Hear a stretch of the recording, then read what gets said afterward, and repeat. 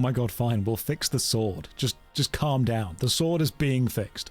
I could start streaming now, but I'm eating Mao-Ams because I bought a load of Halloween chocolate for people who just never bothered showing up, and now I have a huge amount of Halloween chocolate left over in the house, so that's how I'm vibing right now. You know what, I've made a change.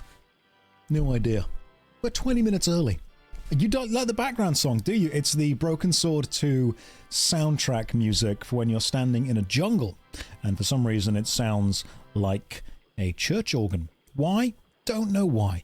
But you know what we could do while we're waiting here? I haven't taken the cover off the webcam. Alright guys, I'm going to be real with you. What that was meant to be was I was meant to switch to the webcam and you were going to see me sat in my room without the green screen, but I forgot that there is a physical We're going to do this again. I'm going to go... Right, hang on, that's the wrong one. Nope, that's the wrong scene as well. There we go. We're back on this one. We're back on the starting screen. Shut up. Dean, shut up. Okay, don't bring this up. I'm going to take the cap off the webcam. And now we're going to go back.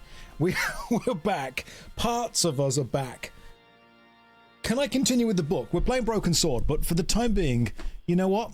We're just going to chat. Why is the green screen still on? I forgot to, hang on. I forgot to take the chroma key off. That's why things are doing the thing in the back. We'll try it again. I can't take the chroma key off without going to the scene, can I? That's a problem. Hang on, just webcam filters. I can only change the filter in this one. I hate this. It was meant to be impressive, but it's not. Let me change the filters on this. Hang on, webcam there, filters, edit filters, chroma key. It's off. It's fine. I thought we could just chat. I thought we could just rap. You know, I wanted to freestyle it a little bit. Didn't work. Wasn't a good idea. I thought I could freestyle streaming. I thought I could just sit here, chat to you guys. We could see how everyone is. Have a bit of a catch-up. Don't worry, it's my first time streaming. How long does it take me to clean this room? It's actually very quick, because what I do is I put the room like this, and then I don't touch anything. I don't touch anything. People come in, they're like, oh, can we play with that? No. No, you can't. This is purely aesthetic, right? This is load-bearing decoration. That's what it is. You can't move it. You can't touch it. People go, oh, can we play the board games? No. Raven says, I'm flying to India tomorrow, Josh. Do you have any tips? Raven, I really hope you're not the pilot. Because you should know. Like, you shouldn't be... If you're responsible for that journey, you shouldn't be coming to me for information on that. Like, no. You should have known how to fly a plane before committing to that. To be fair. He's a Raven, he ain't taking a plane. Oh shit, he got me, guys. I love the idea that Raven is somehow qualified pilot school, paying no attention, and then got given his first trip. It's like, right, you're flying to India tomorrow. And he's like, oh, damn, I should have paid attention. Who will help me? Who knows what I know who knows what to do. I'm going to ask a middle-class British, to be fair, thinking, I'm going to go to India. Who knows about that? The British, they knew a thing or two about going to India. He's like, yeah, maybe Josh will unlock some deep-seated British lore within himself. Yeah, I mean, as soon as you said I'm going to India, I nearly grabbed my pith hat and rifle. And I'm like, oh, we are so back, boys. Brilliant. Here we go again. Tally-ho. Wait, right, as a holiday. I gotcha. I approached it with a different energy. Let's see. I was almost ready to, I was going to full on for the king, that, but no. I love you, but I doubt you are middle class. I'm drinking from a sippy cup. I'm very middle class. But it's like an off-brand one, because I'm not spending all that money on it. Okay? This one came from the finest aisles of Costco. I think that's how you know you're middle class. Josh, are you excited for the Croc 1 remaster? I actually messaged Argonaut Games on Twitter. I'm not calling it X. I messaged them on Twitter just saying, hey guys, big fan of Croc from back in the day, really excited for the Croc remaster. And they actually responded saying, hey Josh, we really like your games. Would you like a code to play Croc when it comes out? And I sent back, I'm like, look, I really appreciate that, but I'm swamped with work right now. I probably wouldn't have time to play it, but when it is out, I'll just pick it up as soon as I can. Good luck with it. And they were like, sweet. It was like a lovely interaction. Childhood me would have never guessed that I would have been just chatting with the people who are re-releasing Croc, and yet that happens. Oh, it's strange. Does that mean... I think, okay, I can be upper middle class. I'll take upper middle class. Like, I'm not landed gentry, but I'm definitely there. Josh, would I consider switching platform at any point? Twitch has the worst with buffering. So the reason that I actually do YouTube videos and Twitch for streaming is it's almost like a digital safety fire break in between the levels of career. They always say don't put all your eggs in one basket. If anything ever happens to YouTube, I would have Twitch. If anything ever happens to Twitch, I would have YouTube. It's not out of any specific love for either of the platforms or the formats. It's simply a way of diversifying kind of social sites that I am relevant on. That's the way of doing it. That's all it is. The only reason I don't multi-stream to both Twitch and YouTube at the same time is because I'm not bothered about setting that up. That's all it is. You know how every time we play an RPG, we always spread our stats out perfectly normally? You know what? I should put you guys' chat on the screen. Hang on. I've just realized that chat isn't on the screen. Let me see if I can make that happen. Because then we can have that. How do I do that? Hang on. Let me work out how I've done that on the other ones. We've got to jump to this one. Where's chat? In here. I should probably put the Gamer Subs logo on there too, on the thing. That should also happen. I'm bad at this. I have realized that now. Someone type something, so it pops up. There it is. It's the chat box source. And it's literally just... Okay, cool. That's it. It's just the chat box source. I can do that. So we go back to just webcam. Add source. Where's the chat box logo source? I should have set... If I was smart, I'd have set this up way before. I'm not. Okay, there we go. Cool, we've got it. Book time will happen. Worry not. Hello, Josh. I've been watching your stuff for years. Doesn't feel like it. We're old now, guys. Just admit it. We're old. We got old. It happened. Deal with it. Checking your sport. Can't stay on and play 40k. Sweet. I appreciate what you do. Thank you very much. Good luck at 40k. The 26-part tweet. Ah, yes. When we were discussing... Occasionally, I politic too close to the sun, and I do a bad thing where I tweet out my feelings and opinions, and that should never happen. Don't do that online. You're screaming into the void. Let's just put the chat... I should probably, if I was smart, I'd have had like a black background for the chat to go on. But I'm not. Like, the chat looks awful like that. It just looks terrible. I'm not going to change it. That's just how it is now. Yes, it was a long tweet. Basically, it was... Are we doing this? Are we getting political on Twitch? It's I'm not brave enough for politics. I've literally been sat here eating Mawam sweets that I bought for Halloween that nobody showed up to take. Probably because I turned all the lights in my house off and pretended to not be home during Halloween. I think that was a major player in people not knocking on the door and asking for sweets, which very much helped. No, I don't want to take over the whole kind of Hassan's place. I want to play video games and kind of forget about the world in general. What happened? Yes, there's a website for Screaming at the Void. It's called Twitter. It really is. So basically what happened was this may come as a shock to some of you. I am probably kind of center-left when it comes to the political spectrum. However, as a center-leftist, I kind of dislike the way the hardcore left is. I know, I'm going to upset some of you right now with that, but I think there are probably some lessons that we can sit down and look at and go, that's not very effective in how... I know, some of you are shocked at that. I think maybe it was my growing up in a poorer family. I think maybe it was my growing up... I say poorer in like an English sense, which still was, you know, wasn't affluent, but I had birthday presents and stuff like that. I think it was the fact that I was a teacher for so long, and the fact that I had free school meals when I was a kid, and the fact that I got government assistance to go and do a lot of stuff I did, and I value that a lot. I value the safety net that a level of socialism has, which I think is fine. Apart from, I've learned this about myself, apart from when I'm playing real-time strategy games, like I am 100% all for democracy until I'm in charge, in which case dictatorships are a go-go. That's how it works. Like, if I'm part of the lower caste, then yeah, voting. If I'm in charge, no, shut up. We're doing what I say. That's how it works. But I very much think that...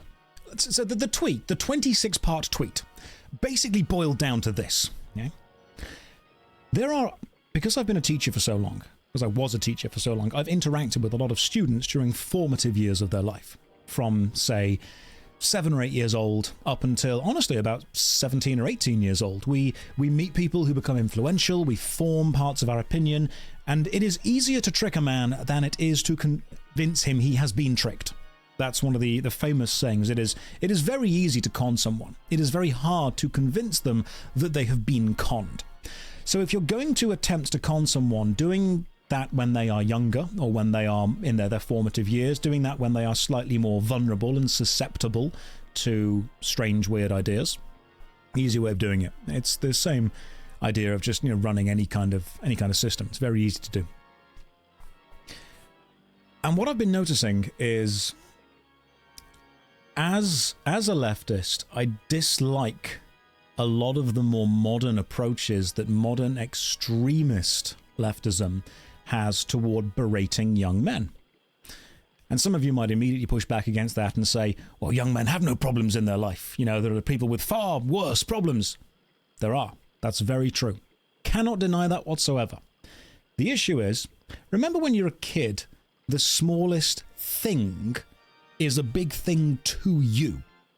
That's what this all boils down to. You can be an adult and you can see a child, maybe they lose their favorite toy. And as an adult, you think, oh, that's not a problem. It's not really a big issue. It's just a toy. But as a child, that is the most important thing that's ever happened to you. That is a problem for you. That matters. It could be a core memory. It could be a formative moment. So what happens is, we have a lot of young men who have problems in their life. And to them, they are real problems. They are big problems. They matter. They don't have a sense of scale of how important it is or isn't in the grand scale. What matters is, emotionally, it matters to them right now. And then you have other people come over and say, your problems don't matter. They are irrelevant. In the grand scheme of things, they actually aren't that important. And a weird thing happens here, because they're kind of both right, as in they're both correct.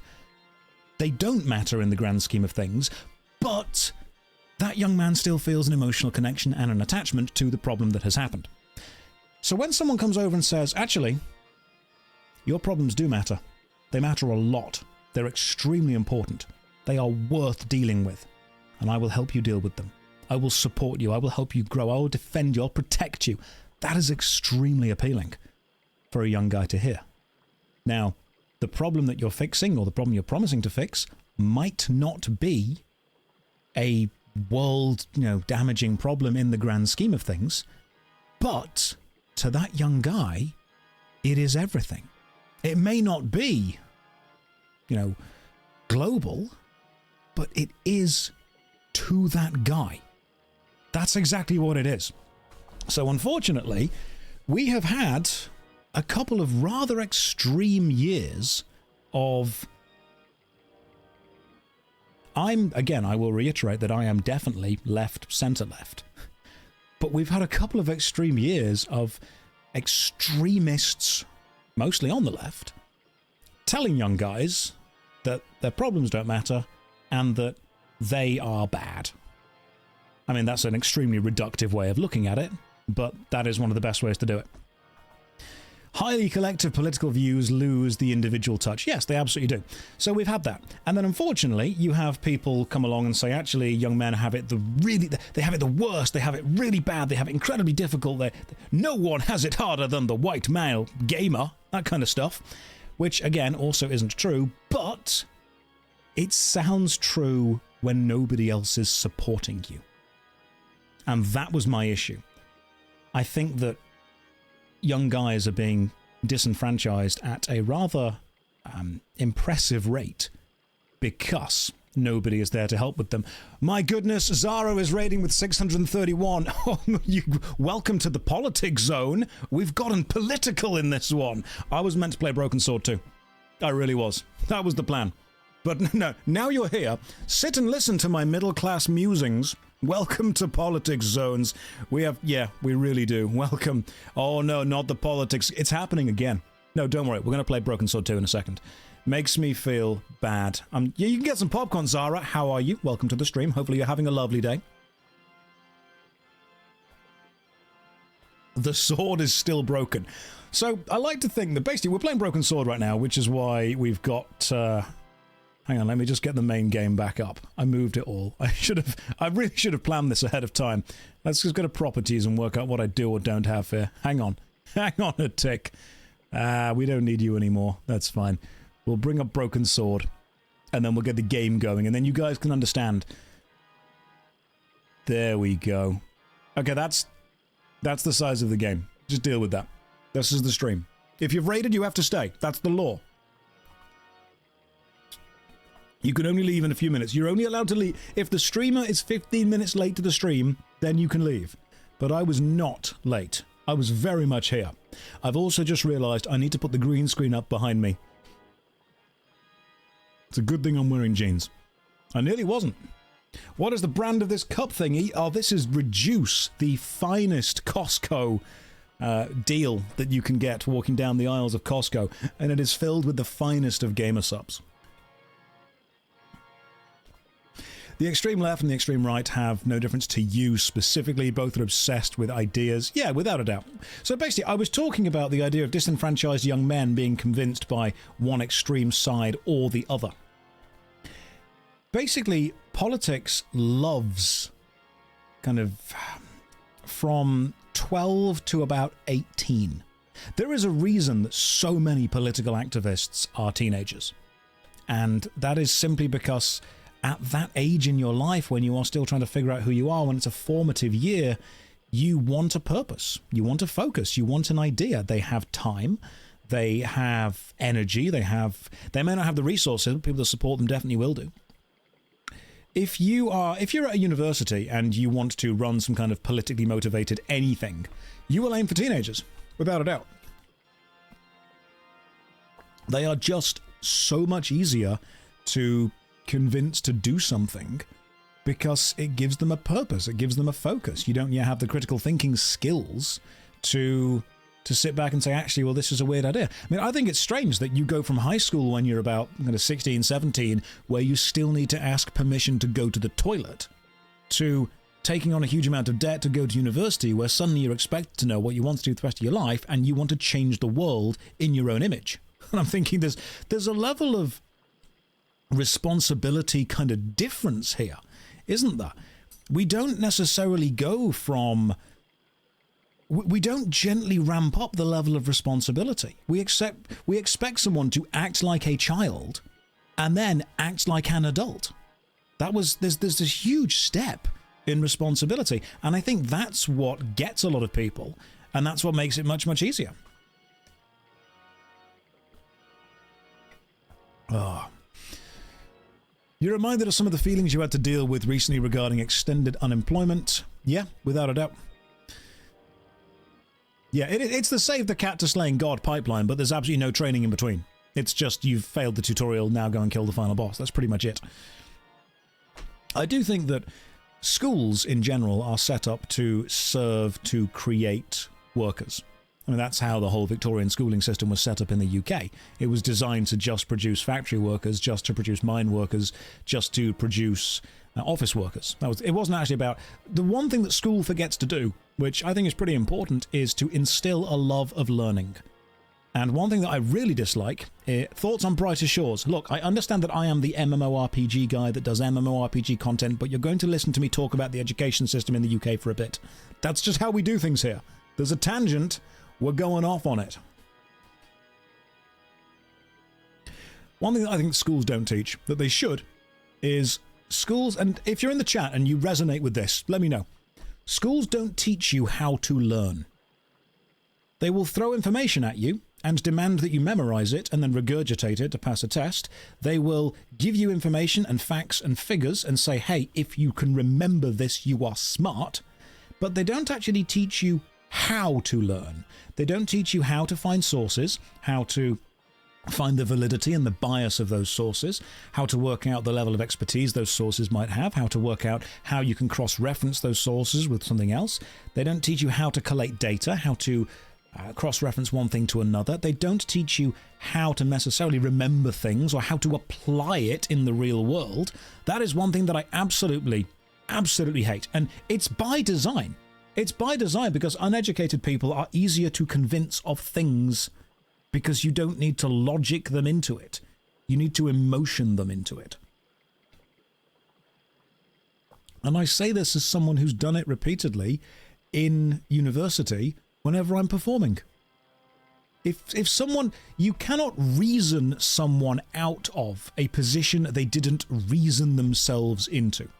If you want to convince someone of something and you know that that person doesn't necessarily have a reason to care, then you make it emotional and personal toward them. You tell them they're being attacked, you give them a reason to care, and if you give them an enemy and then tell them that you'll help them fight that enemy, you'll be their best friend straight away. And AI is going to make this unable to learn a lot worse, because people will not know how to learn. It's like how teachers, whenever they give out writing assignments now, add in white text at the end of the assignment, if you write this story, include a bird cage. And then when a student hands in a story and there's a bird cage in it, the teacher knows it's just been copy and pasted into AI straight away. You agree with the takes? It takes a village. It does. It does indeed take a village. The family isn't instilling self-values. The children become critical thinking. Yeah, so a lot of it comes down to parents. I'm sorry, but it really does. Every single time I have ever had a class to teach or a student and I have met their parents, there is a moment where I've straight away gone, okay. Yeah, this makes sense now. It is very, very different, very difficult to be different to your parents. If you want to be. If you want to be different, because, and this goes back to what we were saying earlier, if you are lucky enough to have been raised by two parents, then likely they will have been there during your formative years, and a lot of their opinions and their ideals and their values will become your opinions, your ideals, and your values. Whoever takes a big interest in you as you are developing and growing as a child is someone that you will likely look up to. What is happening? We're getting political. Oh, it absolutely shows how illogical people are, without a doubt. Straight up. Yeah. Absolutely frustrates me how the school system doesn't teach societal skills. So one thing we are seeing is that when we've had obviously the whole COVID thing, and when kids came back to school from COVID, I don't know why I bother putting the game up, seeing as we're just continuing to chat. One thing that we are seeing in schools, and this is me talking to a lot of my friends who are teachers, kids who weren't in years like 4, 5, and 6 during COVID, where they were taken out of schools, it was homeschooling, their social skills are rubbish. Like, I'm sorry, they just are. It's just really bad. They're so far behind. Because part of the value of schooling is not being forced to sit in a classroom, memorize and regurgitate facts. That is one of the worst ways to teach someone anything ever. The value of schooling is in sometimes the social aspect of growing with your peers, growing with a bunch of people who you connect with, finding people you like and finding people you don't like and learning how to deal with that. I've had people come to me in school before and say, you know, oh, Mr. Hayes, I don't like your lesson. Your lesson's really boring. And I've said to them, if the only thing you learn from this lesson is to sit down and focus when you don't want to focus, that will be an important lesson that you have learned. That's one of the most important things. Not everything needs to compete with Netflix. Not everything needs to compete with TikTok. Sometimes one of the most valuable things you can learn to do is a process that you don't want to do.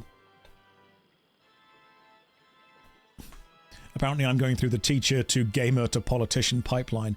Not many people went through that pipeline. It wasn't a popular pipeline at all. Not at all.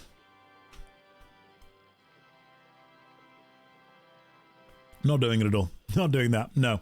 No, I'm following the Obi-Wan advice of him standing on the ship going, oh no, I'm not brave enough for politics, without a doubt. I wouldn't want the power of Prime Minister at all. I absolutely would not want it. Nope. I'm only missing the apology video. I'm waiting for the ukulele. I'm not sure where I'm going to put it, but as soon as I have it, it'll go straight there. It'll be fine. Anyone capable of being voted as president should in no way be allowed to do the job. That's what someone said to me a while ago. And it's true. Anyone who covets power, who values power, who definitely wants to go and get it, should just not be allowed to do it. Josh for king, that's different, because you get that by invading and having a battle, riding a horse, flying a flag. I've read the Battle of Hastings, you know, and that's different. I've seen Kingdom of Heaven. I know exactly how that works. That'd be fine. That'd be okay. All right, so I was talking to a friend of mine recently about the British schooling system. We will get back to the game at some point, worry not. But I was talking to a friend of mine about the British schooling system. And they asked me if we studied the American Revolution, if we studied the the Civil War, the ideas, the Boston Tea Party, the Harbour, all that kind of stuff. And the answer is no, we didn't. The UK school system does not study the American Revolution at all. I know nothing about it. I would never tell you that I know nothing about it, but I'm completely ignorant about it. The British schooling system within history, the actual history module, the way it goes, or the way it went for me, was the Egyptians. We studied the Egyptians. They were pretty cool, pretty smart people, loved cats, drew on walls, excellent. Then the Greeks and the Romans. Now, the weird thing is, because we only ever studied Greeks and Romans, and it kind of happened at the same time, in my mind, they are the same thing. I know they aren't. I know that there is a huge difference in the society between Greek and Roman. Whether it's the aesthetics, whether it's the gods, whether it's the military, whether it's the politics, Greek, Roman, totally different, but not in my mind, not because of the UK school system. Someone goes, Greek or Romans? And I'm like, yep, same thing. Spot on. Exactly the same thing. And then this is where this is what made me a bit confused about the whole history system. My friend asked me if we studied the rather kind of important aspect of Britain when we did that cheeky little thing we did and invaded the rest of the planet. And I realized, no, we didn't actually study that. What happened was we did Egyptians, Greeks and Romans. Then we did the Battle of Hastings at 1066. Then nothing happened for a few hundred years. Then World War I. Which the cool thing was that they filmed World War I and World War II at the same time to save production costs, which is why we studied World War I, and then we had like a week break, then we did World War II. I think there was a very brief period, like a week, where we talked about the Tudors, but I didn't care about that because the TV show The Tudors didn't yet exist. Then it existed, Henry Cavill's in it, I would have cared. Next time, so that's what it was. It was Egyptians, Greeks and Romans, Battle of Hastings, then the world's kind of quiet for a bit, then World War I happens. That is the history of the world according to the English education system. Oh yeah, for some reason, oh my god, I forgot about this. For some reason, we had like a 4-month module in one of my years at school where we studied the Pony Express in the USA. And this was the kind of first kind of physical mail system. That's what it was. The idea that they would send a letter from one place to another. The Pony Express. And I'm like, oh, this is amazing. And I studied it, and the way we studied it made it sound like it lasted for years.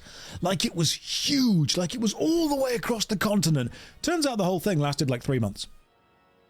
In real life, it just wasn't that big at all.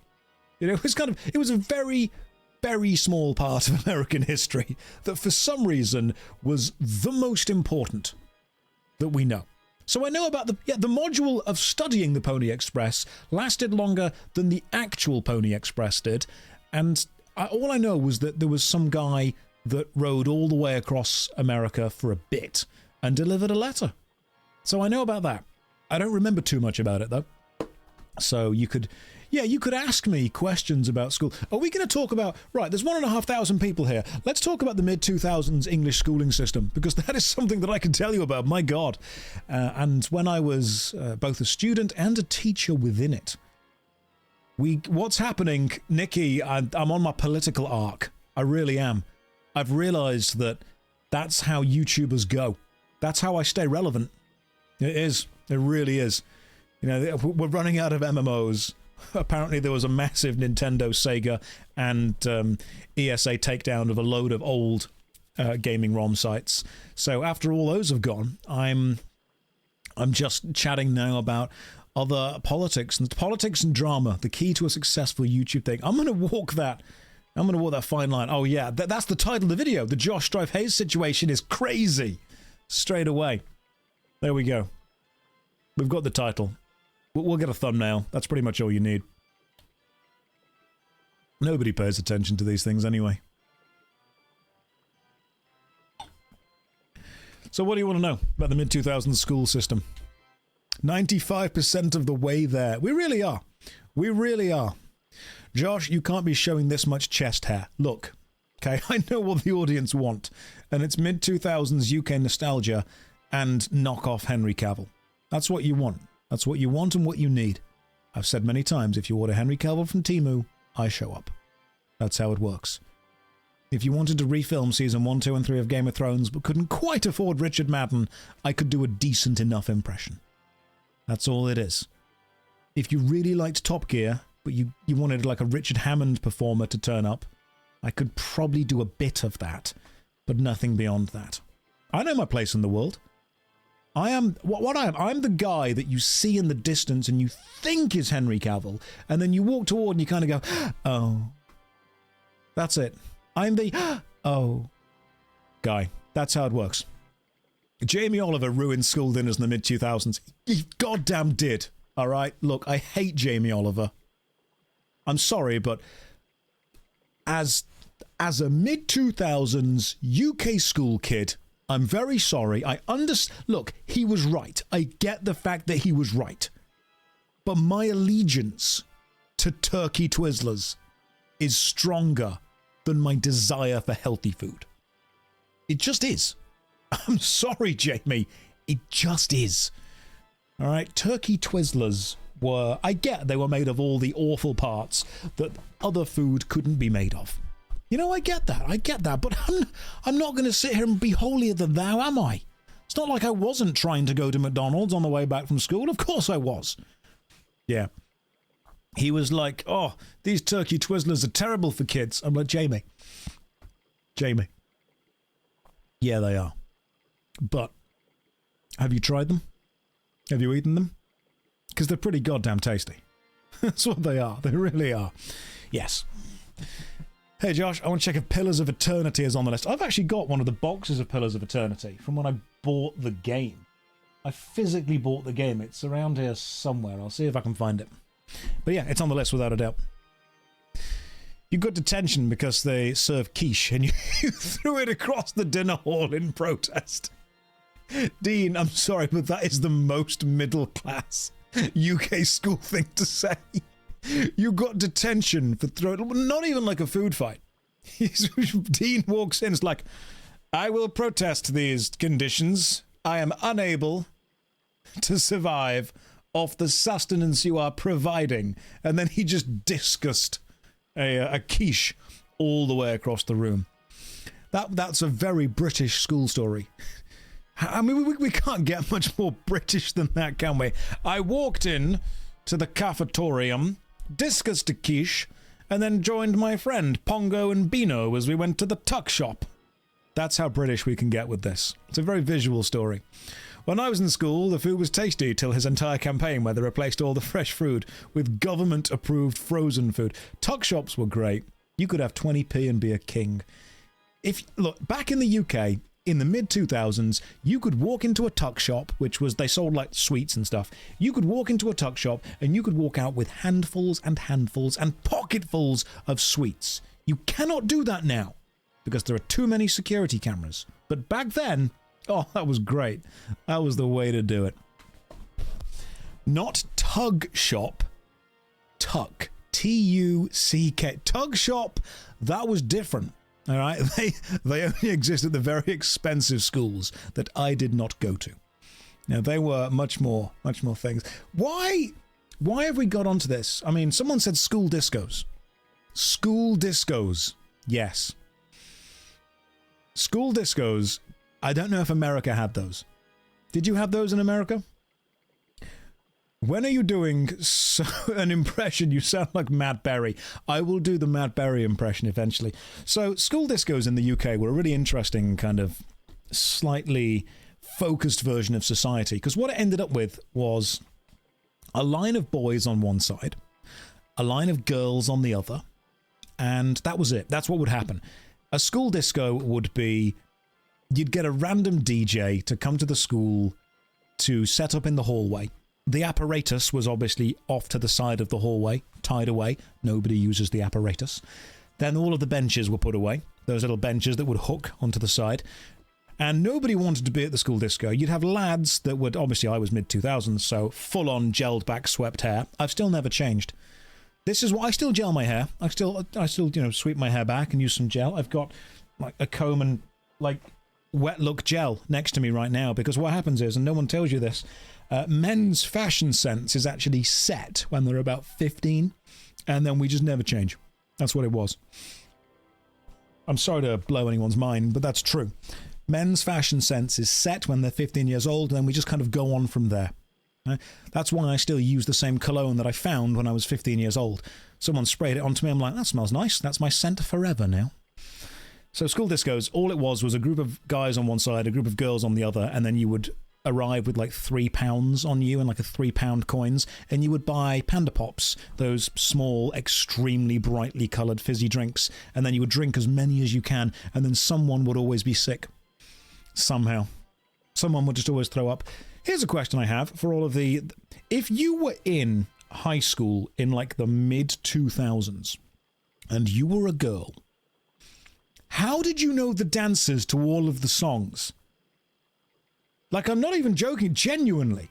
I would be stood there in the disco, and some kind of S Club 7 would come on, and all of the girls would get up, and they would start doing all of the dances. And I'm sat there thinking, who teaches you? Did you go to lessons that I just didn't know existed? Because I'd have learned. Had I have known. No, don't say it's MTV. That's bullshit. Because MTV doesn't teach you step by step the dance. MTV has the kind of singers doing the dance. But I refuse to believe that any of you actually sat there pausing, recorded MTV on your VHS, and doing it step by step. Because I've learned dances for theatre, for musicals, for shows. They take a long time. Did you actually genuinely do that? We practice when we hang out together. Is that what girls were doing at sleepovers while we were playing Call of Duty? I'm kidding. We were playing SSX Tricky on the PS2. That's what we were playing. We were playing all the fun, cool games. Is that what girls were doing, genuinely? Here's a question as well that I seem to realise. Who in the chat knows the Macarena? Okay, I know the Macarena. You know, when the Macarena comes on at a wedding, I'm the first up dancing. I know that. So most of you, I can see that we've obviously got a very middle-aged Twitch thing going on here. This is the most middle-aged Twitch stream going on right now in the world. Some of you have gone, what's the Macarena? Get out. All right, this is... Adults are talking. Here's the next question. Who actually learned the Macarena? Because I didn't. I can't remember a moment in my life when I actually sat down to learn the Macarena. I now know it. No one taught me the Macarena. Like, I don't remember rehearsing it. I don't remember looking at the moves. I don't remember saying, right, this and then this, then this, then this. I just know that there was a moment in my life when I didn't know it. And now I do know it, and I cannot work out when that switch happened. That's what it was. I just can't. Is that primary school trauma? Is that what that is? You just don't remember what happened in primary school. I remember I remember that when I was a kid, my mum took me on holiday to Spain. We went to, because we were British, and that's the law. You have to do that every now and again. I think every few years, every British school child has to go on holiday to Spain, because partly it's sunny and lovely, and partly the British part of our brains is hardwired to attempt a reinvasion. And we go, we fail, and we come back. But before I went, I got given a Discman for Christmas, which was a physical white and grey plastic thing that you put a CD in. And it was the special anti-skip Discman. So even if you shook it a little bit, it didn't skip. If you shook it a lot, it skipped. So, and I bought one CD for it. One CD, and that CD was the album Dead Letters by the band The Rasmus. And The Rasmus had their hits with songs like Guilty, In the Shadows, for falling, all that kind of stuff. And when I went to Spain for a week that my mum had clearly saved up a lot of money for, because this was not a regular thing for us at all, and she really put effort to find a decent hotel, to take me to the beach, to take me to see the lovely Spanish vistas and cities, all I did was listen to the Rasmus. That was it. My memory of that holiday is literally sitting on a hotel balcony, looking out over all of the other kids having fun in the hotel pool and the hotel dance club and doing cool stuff. Just sat there with headphones in, thinking, yeah, I'm so brooding. Yeah, I'm like Batman. I bet everyone down there is looking up at me and thinking, oh my god, that kid's so cool. When I was just sat there in like shorts that had the flame effects on them and a Pokemon t-shirt listening to the Rasmus. I didn't paint my nails black. I wasn't brave enough to do that. But I was very emo. It was very important. But it wasn't important enough that I was emo. Other people had to see me being emo. I couldn't just sit in the darkness, in the shadows. I had to make sure that I was standing just enough within vision that people could see me being alone. That was more important. I did not have blonde highlights in my hair. I did, however, try and gel my hair into spikes and twist it to make points, and then I never did. I tried to rebel so much when I was a kid. I wasn't very good at it. I walked up to my mum once, and I'm like, my brain, for some reason, I remember this vivid, it's one of my core memories. I think when I was about 15, my brain just went, Josh, you've got to start rebelling more. You've got to start becoming your own man. You've got to start doing stuff your parents will not support. Which is difficult, because I have really supportive parents. So I walked up to my mum when I was about 15, and I thought, oh my god, I'm gonna say it. I'm gonna do the most rebellious thing I know. And I walked up and I looked at my mum and I went, Mum, I would like to buy a Slipknot CD.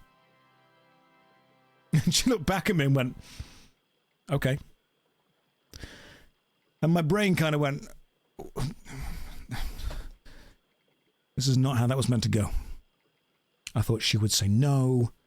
And I would say, but I'm gonna. And she would say, but you're not listening to that Satan music. And I'm like, I want to wear the mask with the spikes and go and do the growl singing. And then I bought a Slipknot CD. Turns out, do not like the band. Sorry. If you do, great. But like, there was a moment in my life when I was listening to it. I was like 15 or 16. I'm like, this is not me. I appreciate and respect the music, and I'm glad that people love it. But I've got to commit to this now, haven't I? And then, obviously, I discovered Linkin Park, and they got me. Why is it that every single person ever owned the album Hybrid Theory? You did. If you owned the album Linkin Park Hybrid Theory, just say yes in the chat. Let me know. Every single person owned that album because it is an absolute banger. It is. It was weird. I mean, obviously when I was a kid, I had CDs. I still have CDs down here, actually. I buy physical media. Is anyone else still old like that? I physically buy CDs when I see them in the shop. Hybrid Theory and the album Thriller were just, oh God, they got it. They did. They really did. What were we talking about? What's this stream about right now? Where do we go? Mid-2000s UK schooling systems. That was it. We were on about school discos, weren't we? School discos, and then me going to Spain when I was a kid. That was pretty much it.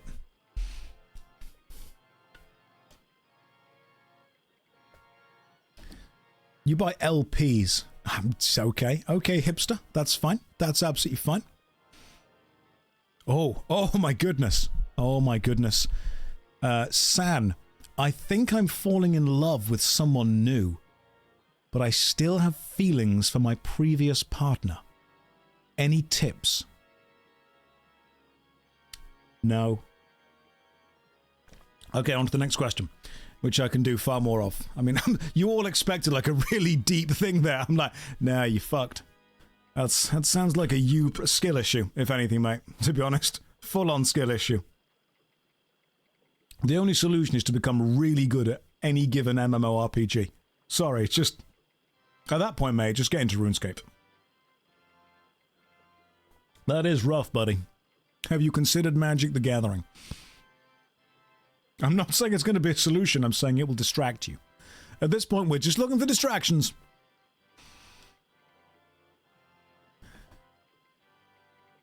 Do I have a P.O. box I can send your a wedding invitation to? You can contact me via my manager, who is actually just my friend Greg, who I set up to be a firebreak against Raid Shadow Legends. That's genuinely true. I got fed up of them emailing me. So I spoke to my friend Greg, who was really good at business. And he went, do you want me to just filter the emails? And I went, yeah. How can I contact Greg? That's a good point. The email, I think, is pr@JoshStrifeHayes.com. Pretty sure that's what it was. Because obviously we bought the domain name. Greg is a good guy, actually. Greg's a good friend. He's a really good... Greg is currently editing the 3.5-hour RuneScape video. I was able to cut 30 minutes off it because I just spoke faster. When will I play the bouncer again?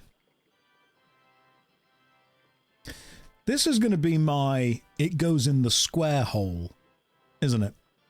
No matter what I do with my life, that's going to be what I get remembered for. It's going to be the bouncer. I can try no matter how hard I try with other games. I could review every other game. I've got Broken Sword 2 ready right now. Literally playing in the background. We don't even need the word book time anymore. Get rid of that. But no, you don't want that. You want the bouncer. And I mean, it's not like I've got that running in the background. Just in case. Josh, when am I going to play Broken Sword 2? Eventually. We're in the just chatting section. We're going to just chat for a bit, alright? It's going to happen. This is going to happen. To be fair, the It Goes in the Square Hole girl has a name. Her name is Alison Burke, and she's a phenomenally good actress. She has the handle Tired Actor online, and she has tried so hard. There's an old famous saying, you can't choose what you get famous for. You really can't. You can't choose what you're known for. You can just do as much as you possibly can, and then see what sticks. That's how it works. And I did as much as I could. And you know what stuck? The bouncer. That's what stuck. It really did. I know you for New World. The old What Went Wrong with New World video. Yes, that was a long video and a good video. I was proud of making that one. That one's done really well. I've not yet played Brighter Shores. I will play Brighter Shores eventually, and I will eventually play Fear and Hunger, because everyone keeps asking me to play Fear and Hunger. I don't think Fear and Hunger is stream safe, but I will do. Who is the bouncer? Some of you don't know what the bouncer is. We're not playing Bouncer Shores. We don't. It's got streamer mode. Okay, we'll go with streamer mode. That's fine, I can go with that one. There's a community. I've had a couple of people, in fact, I had a message earlier from a friend saying, this is very important, guys, you'll be impressed by this. Hang on, I've replaced my... Are you proud of me? I've replaced my phone case. Can I just ask another question? First of all, these things in the back of my phone here, that is... My mum, for some reason, buys me scratch cards for, like, my birthday and Christmas. Does anyone else's parents do this? She's always like, here's your birthday card, here's your Christmas card, there's a scratch card in it. And I'm like, Mum, please stop. No. This scratch card won £2, and I haven't cashed it in since last Christmas. So I need to do that. That's why it's in my phone case. But honest question to all of you guys, is this phone case like an old man phone case? Is it? Because someone once said to me, do you hold your cards in there? And I mean, like, yeah, obviously. Where else would you put them? This is cool. This is hip. You can't have a go at me for this. This is like the most modern thing that I have. It's not an old man phone case. Shut up. I'm not showing you anymore. No, I'm not sharing with any of you. And again, you can have everything. You can have everything at once. It's an old man wallet case. It looks like a Palm Pilot. I will hear no Palm Pilot slander. But in all seriousness, I had a message from a friend saying, you need a non-folding case. No, I don't. This is fine. Saying that they might have a voice acting opportunity for me in the future. And I don't know if any of you know this, but I used to be an actor. A thespian, if you will. And so I feel that I need to give them an example of the voice acting that I can do. Okay? I will. So why don't you guys give me a test, give me a line, and I will deliver it in a performative way. Yeah. I'm not saying the bouncer. That's not happening. All of the lines from the bouncer. I don't know any of them. I just know I'm a bouncer. I make a living putting my life on the line. That's how he sounds. That's how Sion... Stop it, Duragon. That's all we know. Perfect. We'll go with it. That's what we need. That's it. I don't think you need any more. People in the chat are saying to be or not to be. That is the question. Whether 'tis nobler in the mind to suffer the slings and arrows of outrageous fortune, or to take up arms against a sea of troubles, and by opposing end them. I know me some Shakespeare. Oh, you'll have 2 number 9s. Number 9 large. We all know those ones as well. Square Enix should rename the bouncer and just get Josh to... If they remake it, I'll do all of them. I will voice all of them, without a doubt. All the characters. Can you do the Shawshank Redemption quotes? I feel that if I... Like, I don't mind doing silly things, but that would be... I would be so bad, that would be insulting to an otherwise phenomenal legacy of a phenomenal piece of media. Let's continue talking about the British culture from the mid-2000s. We went to... Do you want to know a random fact about me? The first CD I ever bought. And trust me, you want to know this. I bought 2 CDs when I was a child. I didn't have much money, but I saved up. I saved it from a paper round, I saved it from pocket money, I saved it from selling those Panda Pops at school that got me shouted at that I thought was a good idea still. And then I walked into HMV, and I purchased a single. Oh yeah. Not an album. Couldn't afford one. Purchased a single. I've made 3... My first 3 purchases from HMV, which is a British... I don't know if it's in America. It's a British physical media shop for like CDs, DVDs, and Blu-rays and stuff. Also, random tangent, I still say, let's get the DVD, if I mean, let's purchase a film. Is that an old man thing to say? Because no one says, let's get the Blu-ray. No one says that. That's not a thing. When someone's like, oh man, we should watch a film, I'm like, yeah, let's get the DVD. Yeah, I've got it. Okay, you all say it. I say it, so no. Thank you, Mike. Solidarity. We're not that old yet, are we? We are. We really are, without a doubt. I've recently been replaying a game that is 25 years old, and I thought, oh my god, that's ancient. It's not. It's not. It's on the PlayStation 1. It's not that old. Anyway, I walked into HMV when I was a child with money that I had saved up from jobs that I had done, and I bought a single. And that single was The Crazy Frog. And sometimes I look back at my life, at decisions that I've made, and that was one of them. A few weeks later, I of course realized that The Crazy Frog was not the bit of musical genius that I thought it was. And so I took money that I had earned, I walked back into HMV, and I thought, I'm going to redeem myself. I'm going to purchase a single of a song that I absolutely know will remain culturally relevant for the rest of time. And I purchased the Ketchup Song. I don't know if any of you remember that. I said a hey, a ha, a hey. That's how it goes. That one? Yeah. I'm sorry, it was a school disco banger, it really was. I think it was called Last Ketchup. Yeah. I was this close to purchasing the album of the Cheeky Girls. I'm sorry, but that was the level of cultural understanding that I had growing up in the middle of England.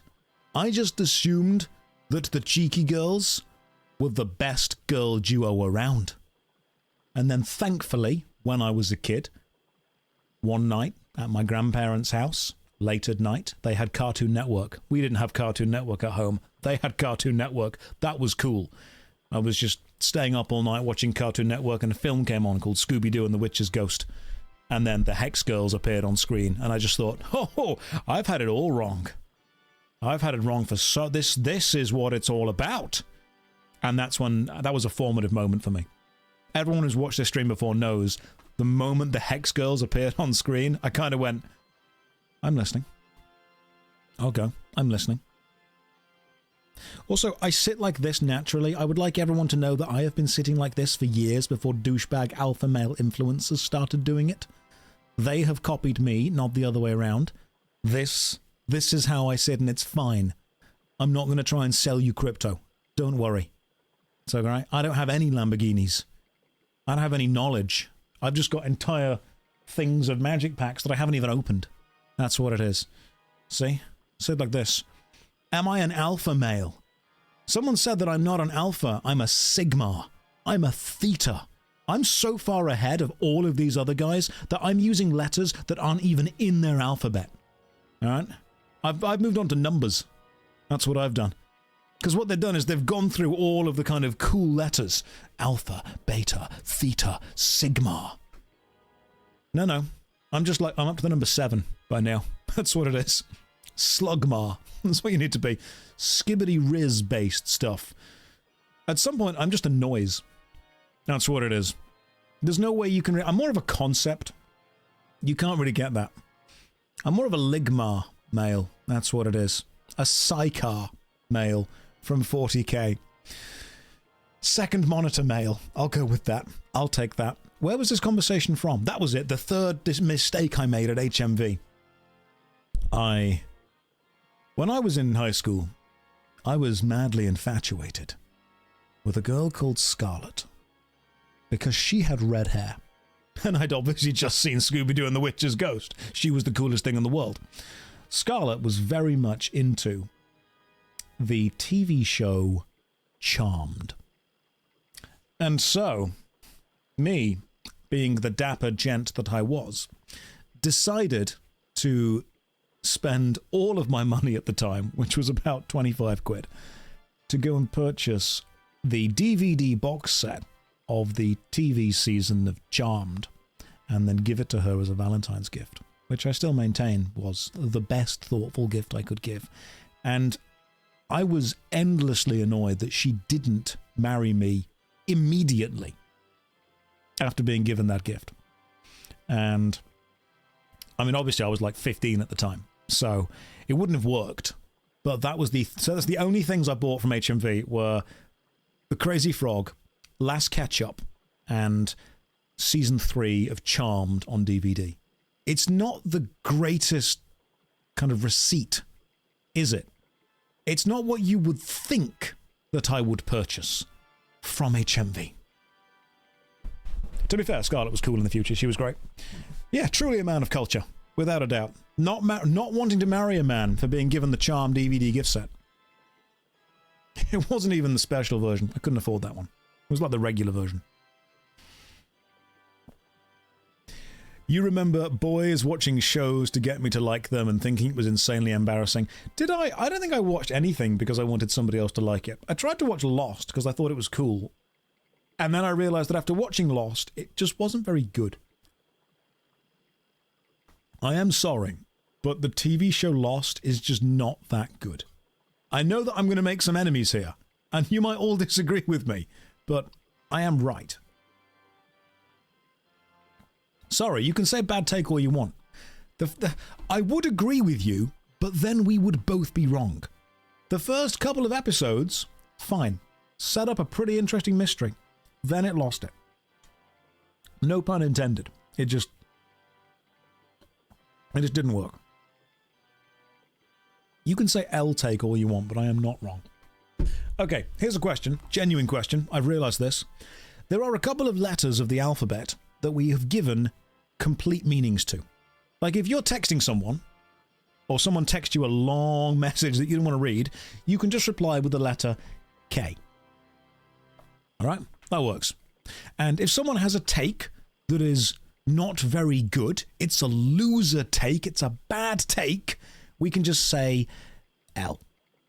And if someone has a take that's a really good take, it's a win, we can comment W. And if we need to show respects online, if we need to show respect in some way, the letter F. You know, straight away, we do that. Here's my question. How long until we've just used all the letters up? Because over the last 10 years, the use of single letters has been accelerating. We have a website just called x.com, which is actually called Twitter. But it's been accelerating.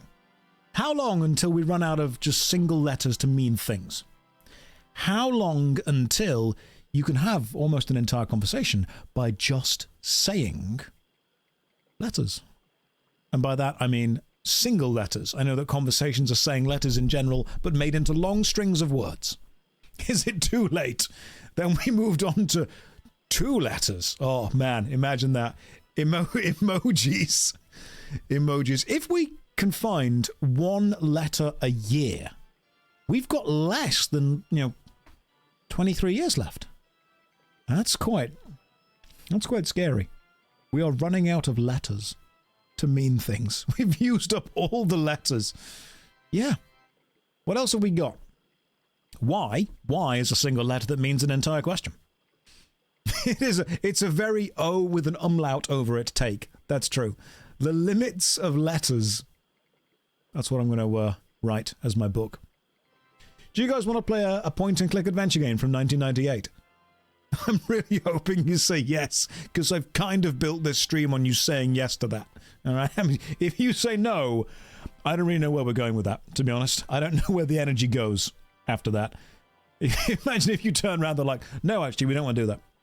That's not what we want at all. None of us are here for this. That's an L take right there. Right. Here we go. Let's just make this bigger, but not too big, because you know what? We'll do that. That works. That's fine. And now I've got to put the green screen up. It's a good thing I'm wearing jeans. So I'm sorry, guys, but this room doesn't actually exist. Into the void.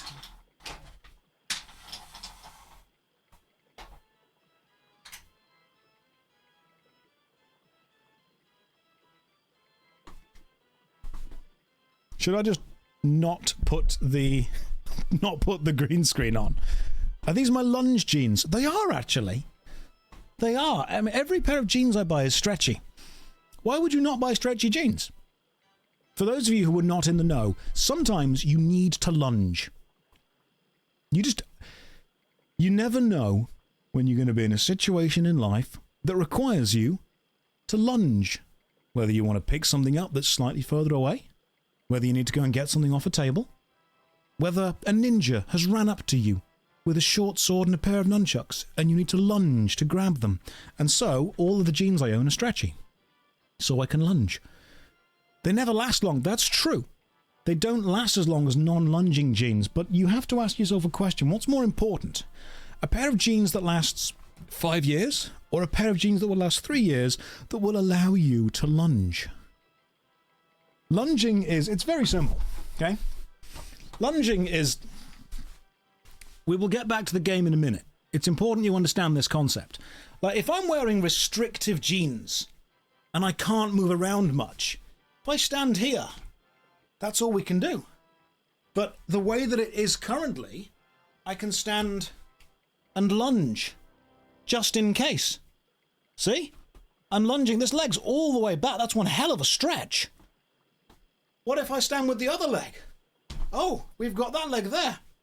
Lunge in, just in case.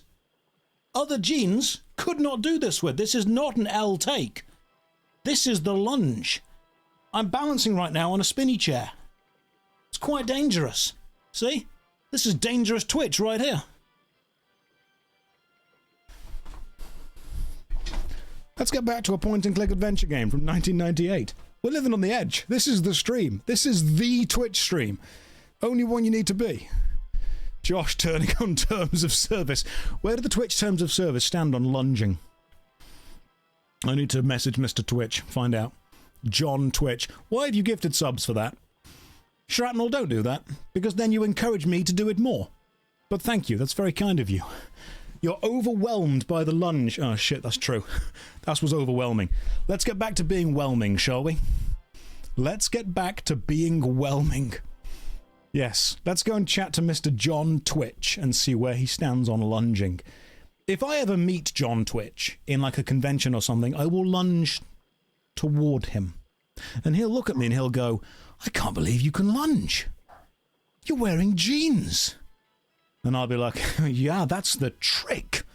Stretchy jeans. Helps you pick up dogs as well.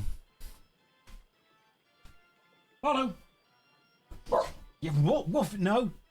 Okay, fine. Come in and bark at me and leave. Follow. Oh, yep, there's more barking going on. Is there somebody outside?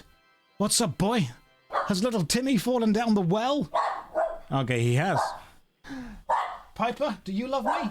Yeah, you think I'm cool. Come here, you little dog. Come here, you. Come on. Hi.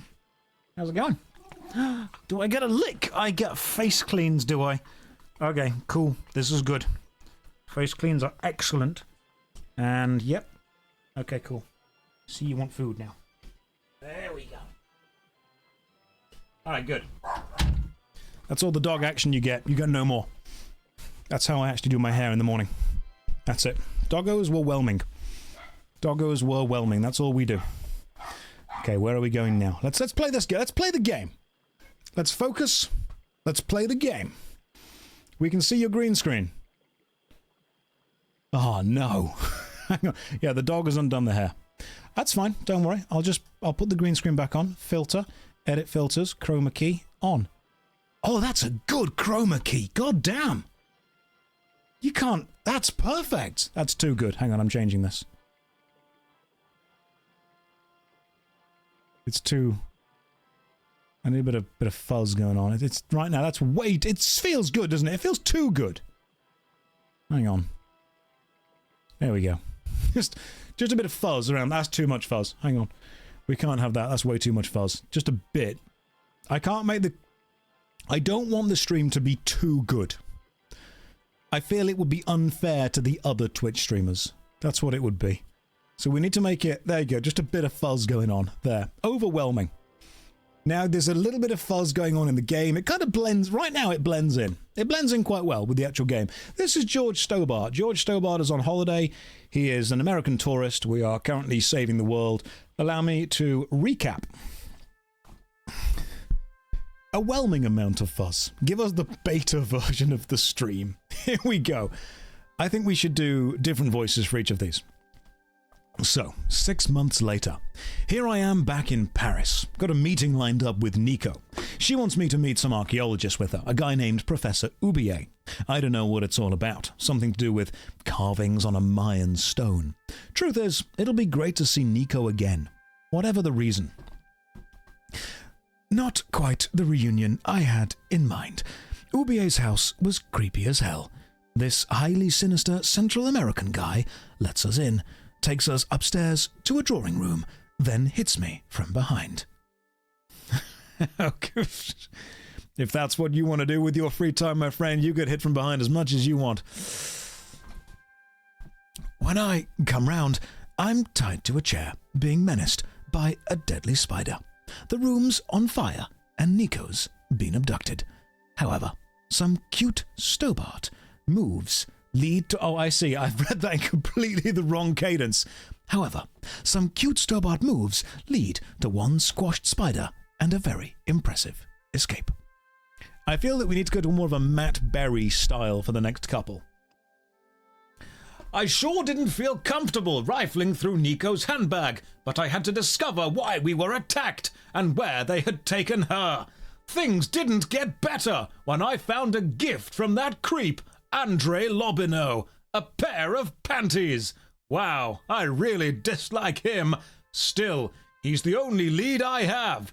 Maybe he's changed. Nah, I must find Nico before they do her any harm. Let's just continue with different styles.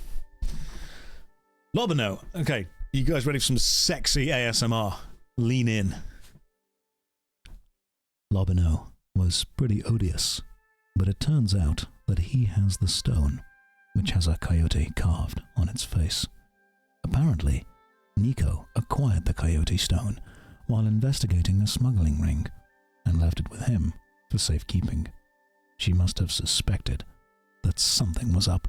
William Shatner next. Done. Must have suspected that something was up. That'll be why she asked me to go with her to Ubier's place. Lobineau pointed her to someone at the university. Perhaps that was when Ubier got connected, but what do the Central American guys want the stone so bad? Lobineau did point me to a pal at the Glees Gallery, who, he said, might be able to tell me more about Ubier's pot. It's a lead, I guess. William Shatner from the first Star Trek, the original series. The Glees Gallery was horribly rapouche, but its owner less than helpful. But I got what I needed. A shipping company, Transglobal, is the key to this whole stinking business. Turns out Professor Ubier ships his artifacts through Transglobal, which is based in Marseille. He made large withdrawals from ATMs there, so everything fits. He must be behind Nico's abduction. Marseille, here I come. Takes more than a dumb night watchman and his vicious dog to stop me. Max Payne. No one can do Sam Lake as well as Sam Lake. The thing is, accents aren't always necessarily about mimicking the sound, but the cadence, the rhythm, the cadence with it as well. Off-stream Josh. How I sound when I'm not streaming. But then I'd have to reveal that I'm not British, I'm Irish. Sorry about that, guys. Nobody needs to know the truth of that one. Only face. You didn't have the Shatner sound. That's true, I didn't. But to be fair, neither did he. His voice is much higher. My voice it's really, really high pitch. As soon as I'm off stream, it's more like, it's quiet outside the Transglobal offices. I hope I can find some clues inside. I'm worried that time's running out. I found Nico. Trussed up, but safe. She's been investigating a narcotic smuggling ring, posing as a courier. But instead of drugs, she came across the coyote stone. We don't know why the stone is so significant, but it sure is great to have Nico back. After a spot of zipwire daring do, we escaped the clutches of Pablo, the Central American brute. I hope Titipoco, his little buddy with the blowpipe, is going to be all right. I'm now on all of the racial profiling registers. All of them. Straight away. Just from reading that sentence. Oh, good. Was that Mickey Mouse? Ho-ho!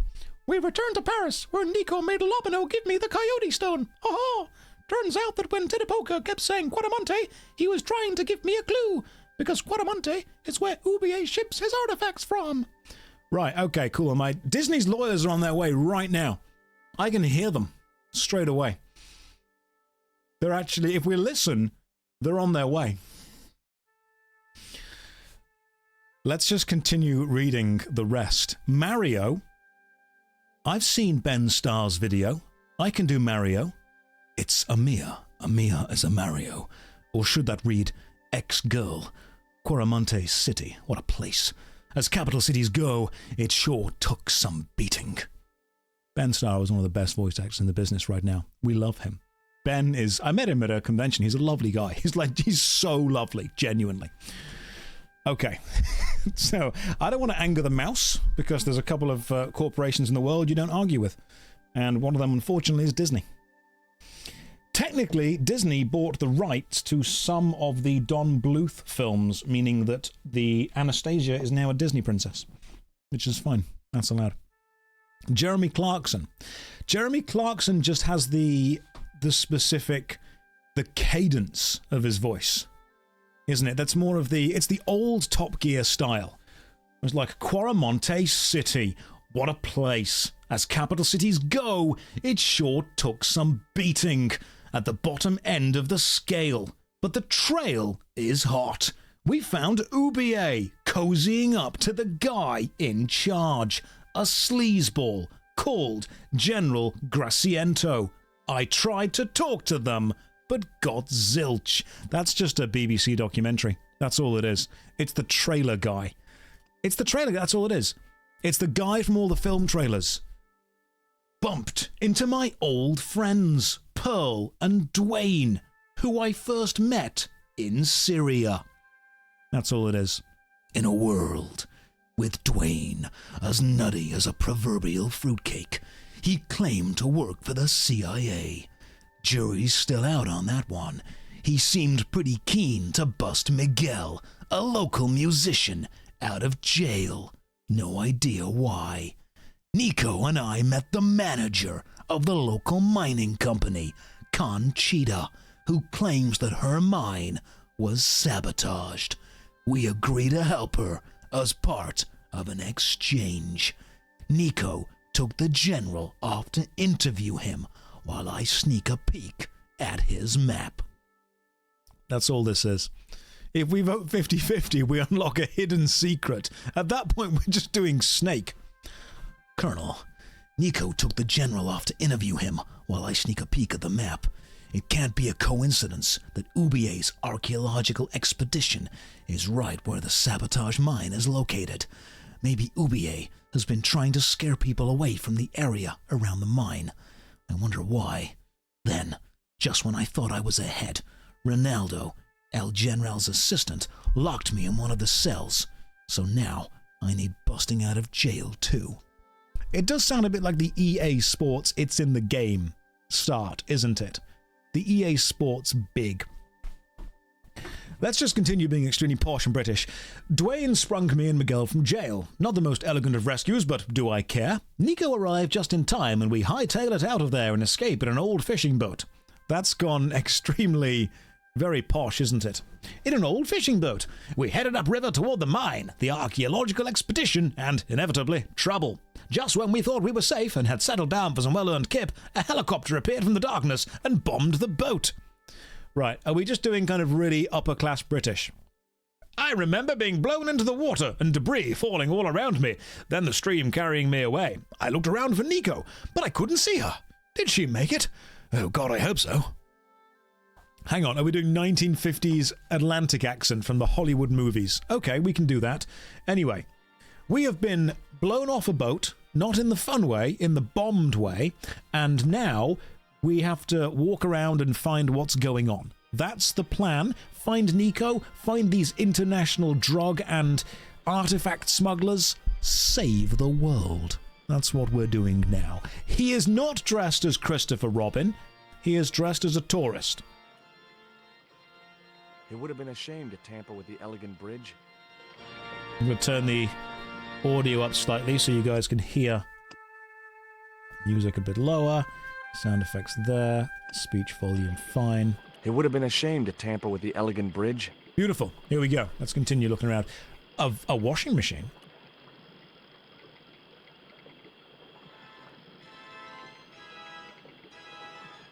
The machine was broken. Thanks. Take the vine.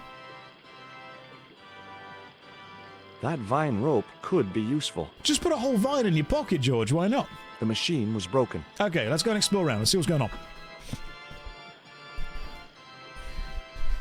Now, I've never played this game. Never finished it. It's a point-and-click adventure game. Let's see what's going on. It seemed to be working just fine. Is that CGI? It really is. Wow. CGI. That's how old I am. I still say CGI. Special effects.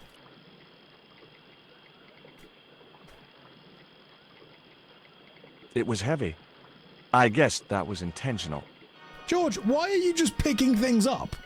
Are we just carrying this dude's cross now? Okay, so there was a cross there that we just pick up. And there's some... Can we press this button? The stones were too heavy to turn by hand. Oh, well, what if we pick up this cross and then use those to turn them? His wife is buried there. Yeah, but she's part of a puzzle now, so it's fine. She never thought she'd be in a video game, and yet she is.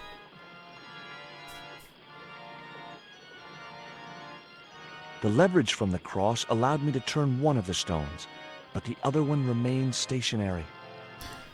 Okay, so, George, why don't we just go into this treehouse and chat to whoever lives there? Because surely... Hello? Anyone home?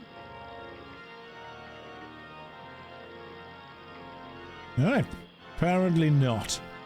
It seemed to be working just fine. Okay, so the pump does something. We can't go up to the treehouse. Can we just go into the distance?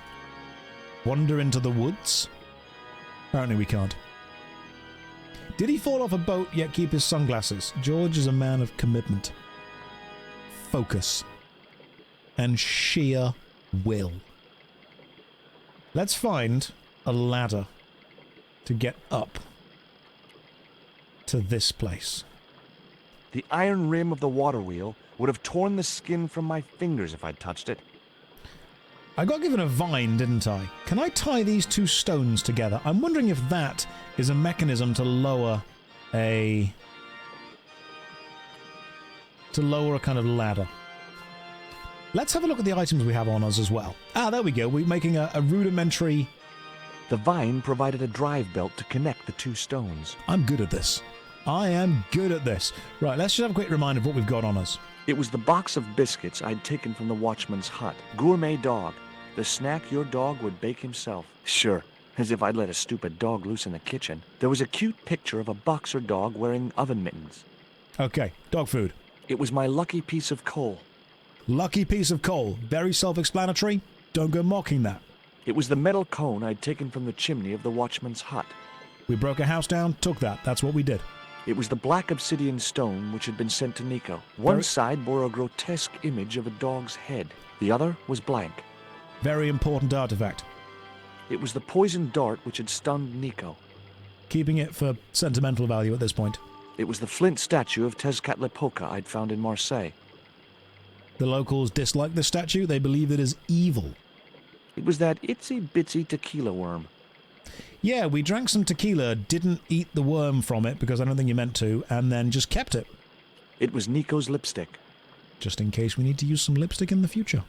It was the newspaper clipping referring to the imminent eclipse. Oh yeah, that was it. Oh, the supernatural element, the sun's going to be eclipsed. It was Ubier's bank statement. And then the most important thing we have on us for some reason...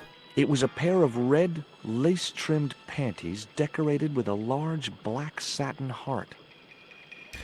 That Lobineau, the French professor, had gifted Nico as a gift because they're boyfriend and girlfriend. So, of course, George decides to keep them. Because that's just how he's rolling right now. That's just how he's doing it. Alright, let's use the drive shaft vine to do whatever. Now I had the contraption working. Yes, but what does the contraption do, George? The contraption works, but what does it do? The stones were too heavy to turn by hand. George, I don't know what this does. Two round stones were carefully balanced on a wooden structure. Is there a rope? Oh, hang on, there's a pile of leaves over here that we haven't seen. Let's find some leaves. It was a pile of damp leaves. Yeah, so... It was a pile of damp leaves. Yeah, so look in it. Like, dig. Dig in it somehow. It was a pile of damp leaves. George, I know what it is. I need you to interact with it, to dig within it, to find some... It's moving. I can see it moving, George. Okay, what else have we got? Come on, I can fix this. This is a puzzle. I've got a washing machine that's broken. The contraption consisted of a crude wooden wheel with wooden slats. And it's broken. I can't use any of the items I've got on it. Can I throw up the pants to whoever lives in the treehouse? Wooden wheel plus water. Yes, we've got this. We've got that. We've got the bridge. It would have been a shame to tamper with the elegant bridge. Can we catch some of the water in something? pump is working fine. When does Behold Combat start? Soon. Start soon. Let's shout up again. Oh, hang on. You can just try and climb up, can you? You're bad at this, George. The pump is very sus. It is. I always wanted a treehouse like that when I was a kid. Oh, if only there were a... If only there were a way. Can I use the worm on the leaves? Let's find out. Okay, here we go. Here we go. No. The pump. It seemed to be working just fine. Well, what if I break it? A wooden box was connected to the nearby water wheel. What if I could disrupt the water wheel? The water wheel had been built to provide a natural source of power. The wheel had a rim of roughly beaten iron. Is there a rock somewhere that I can interact with? Can I pump the pump? Right, you guys need to help me. Now, this is a point-and-click adventure game. What's in the bag? What do we need? What have we got? What can we interact with? There's nothing up here. You guys are gonna help. Perfect for a game of poo sticks. Put him beside the 2 canisters. Okay. Okay, demon statue on the water wheel. You might work.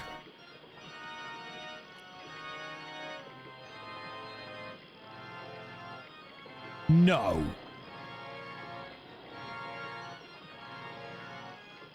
As I held the fetish to the iron rim of the wheel, a shower of sparks cascaded onto the leaves.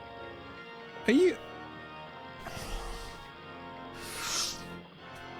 So, you use the statue, which is metal, on the water wheel effectively as a grinding wheel. The leaves are no longer damp. The leaves were too damp to burn on their own. Okay. What if we use the dog biscuits? No. What if we use the metal cone on the water wheel to create sparks? That didn't work, did it? What if we use the thing again? The coal. Oh my god, we have to use the coal. As I held the fetish... Okay. Put the coal on the leaves. No. It doesn't know what to do. Has no idea. Doesn't understand. You need to dry the leaves before you use the statue. How? How do we dry the leaves? How do we do this? Would I ever join the Yogs cast? If they asked, I'm happy to have a conversation. I've met the Spiffing Brit before. He's lovely. I've met Ben and Peter from Team Triple Jump. They're lovely people as well. And thanks Ashley. She's lovely too. How do we do this? How do we dry the leaves? What if I were to use the newspaper cutting as effectively... The newspaper clipping was just what I needed to kindle the damp leaf. Use the newspaper cutting, use the fetish on the water wheel to create sparks. I hate this. This is awful. Can I change the Steam category to Broken Sword? Yes, I can. It's a good idea. As I held the fetish to the iron rim of the wheel, a shower of sparks cascaded onto the leaves. Good. So we've set the leaves on fire, which has... Oh, that's an air pump. Quick, man, put out that fire. I've got a sick woman up here. Sorry, Father, but I needed to attract your attention. I'm not laughing. I'm taking the voice acting very seriously.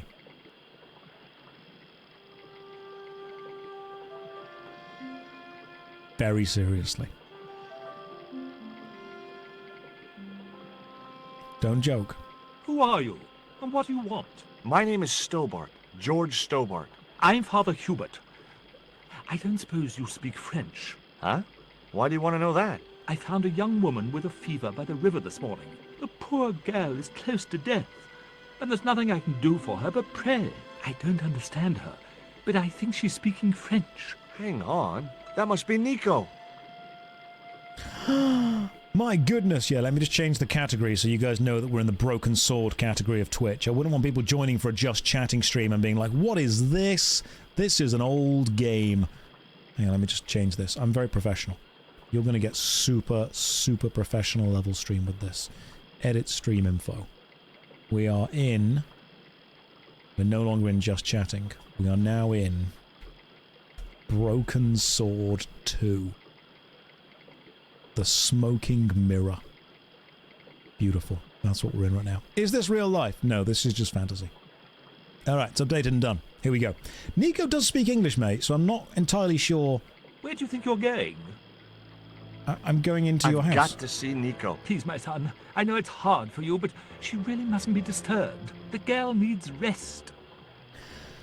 I find it very difficult to take a conversation between two grown men who are both wearing shorts seriously.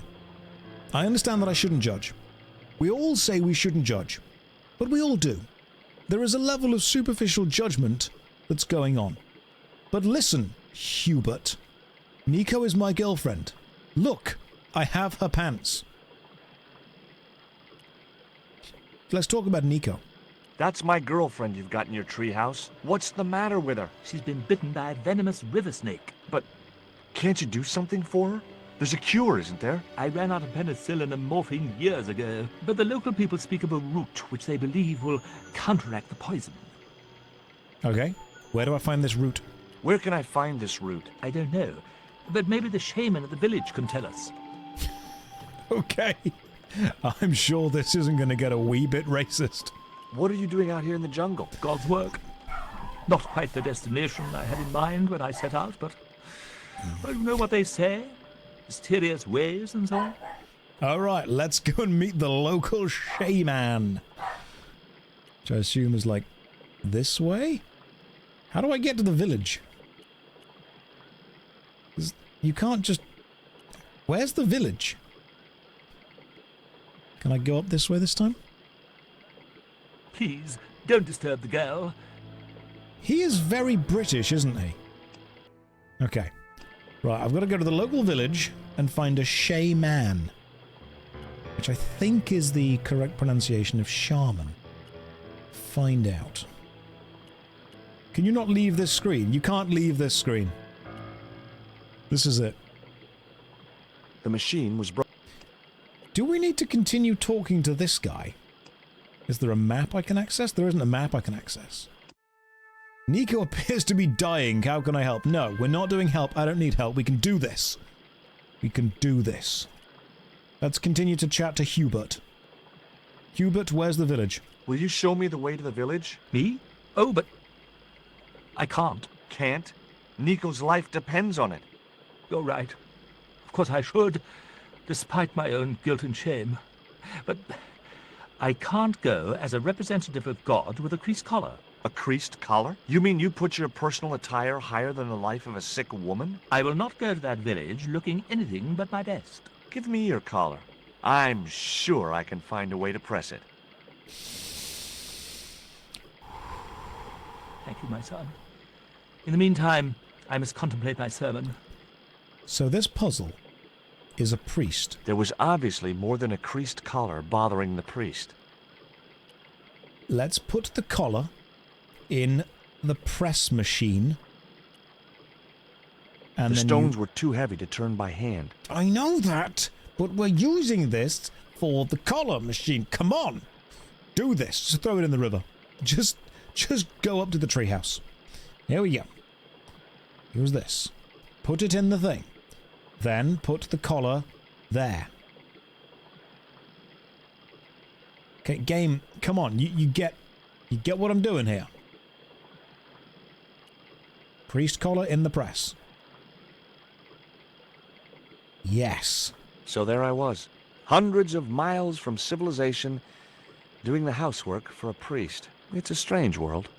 It is a strange world. You ran out of ideas to make games a while ago, and this is what we've gone for. We've got this. Need to get the two rollers together. Already used the vine. They're rolling at the same time. We got this. We got this. Hello, Josh. Hello, Chad. Have a great weekend. Thank you very much. The press worked surprisingly well on the collar. All right, cool. We've pressed the collar. The priest doesn't want to go to the local village. I wonder why. I wonder what he's done. I wonder what happened. Maybe he was cast out. Let's find out. It was Father Hubert's collar, and very nicely pressed it was, too. Father Hubert, guess what? Guess what, my bro? Got you a seriously pressed collar right here. Here's your collar, Father.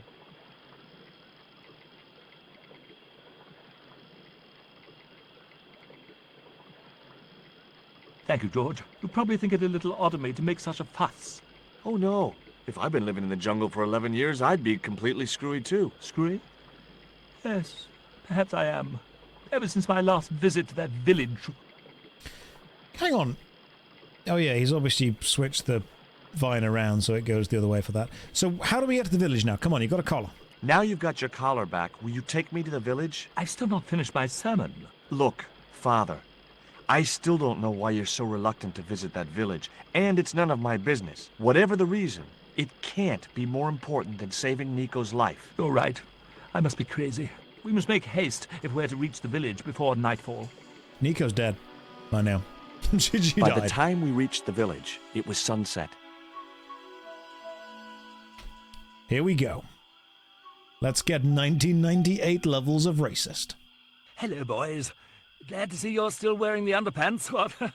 They're the best Christmas present we ever had, Father. Mine are too tight.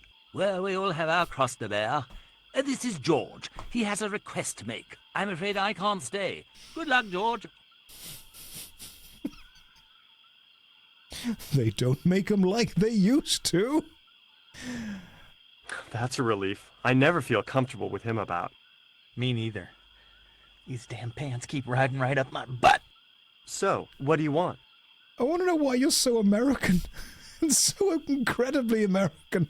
My girlfriend has been bitten by a snake. So, everyone in my family has been bitten by snakes. I was bitten by a dormouse once. She's real sick. I hoped your wise man might have medicine. Wise man? You must have the wrong village. What do you mean? The dude here told us that... Father Hubert said there was a wise man in the village who could help me. Ooh, he must mean the old man, the shaman. Yeah, where's the shaman? I'd like to see the shaman, please. You can't just go walking in there and demand to speak to the shaman. Why not? You have to observe the protocol. The shaman demands tribute. Tribute? You mean like a gift? That's right. The eternal question.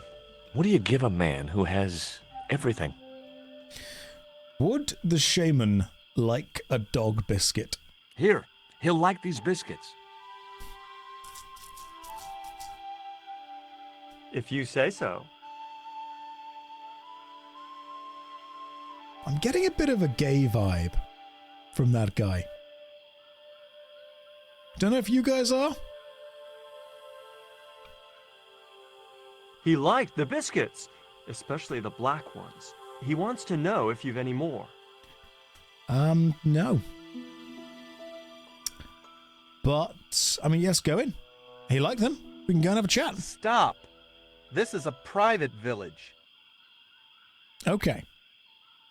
So, George, as an American, has just turned up and fed the shaman some dog biscuits. That's the vibes that we're going with here. Stop, you silly goose. Can I go and see the shaman yet? Give me a clue. What kind of things does your shaman like? Does he have a hobby, a favorite sport? You insult us. The shaman lives on a higher plane. Oh, right. Maybe a book would be more suitable. Or a jigsaw puzzle? Don't you just hate choosing presents for people you don't know? Okay. Would he like this metal cone? This cone could have 1,000 uses. Yeah? Like what? A protective helmet? I don't think so. Okay, what about this, what about this tequila worm? Look, I know it's not much, but I want your shaman to have this. Do you expect him to eat that? He's an old man, you know. He might choke. Alright, what about some lipstick? Would your wise man have any use for lipstick? Not in that color. Haven't you anything in black? Of course I don't. What about this ancient obsidian Mayan artifact? This stone is what brought me here. That's a spirit stone. I wouldn't touch it if I was you. You're right. It could be cursed. Okay, look, Nico is dead. Are you going to stand by and let my girlfriend die? Of course not. What do you think we are, savages? We'll start the preparations for a cremation feast. Have more biscuits. There wasn't much point in sending the empty box back to the shaman. Right. Would you like these pants? I didn't think the Indians would accept that gift. Okay, right. We're not... that's not a good idea, guys. We can't do that. What gift... Could we put the coal in the box? I put my lucky piece of coal in the empty box. Because he literally said that he liked the biscuits. What if we give him the box now? Here, I found some more of those biscuits for the shaman. I'll give them to him. We're just poisoning a man. This is the part where George just straight up kills a guy.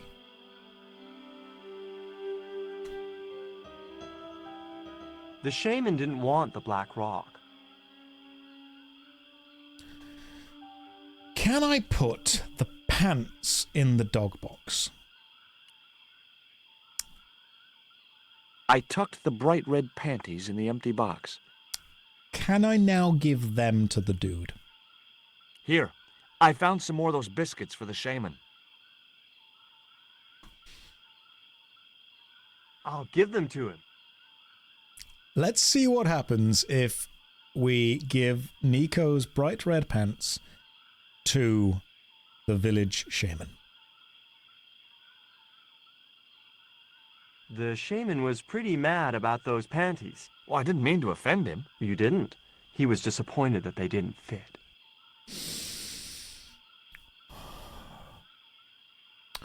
What else could he want?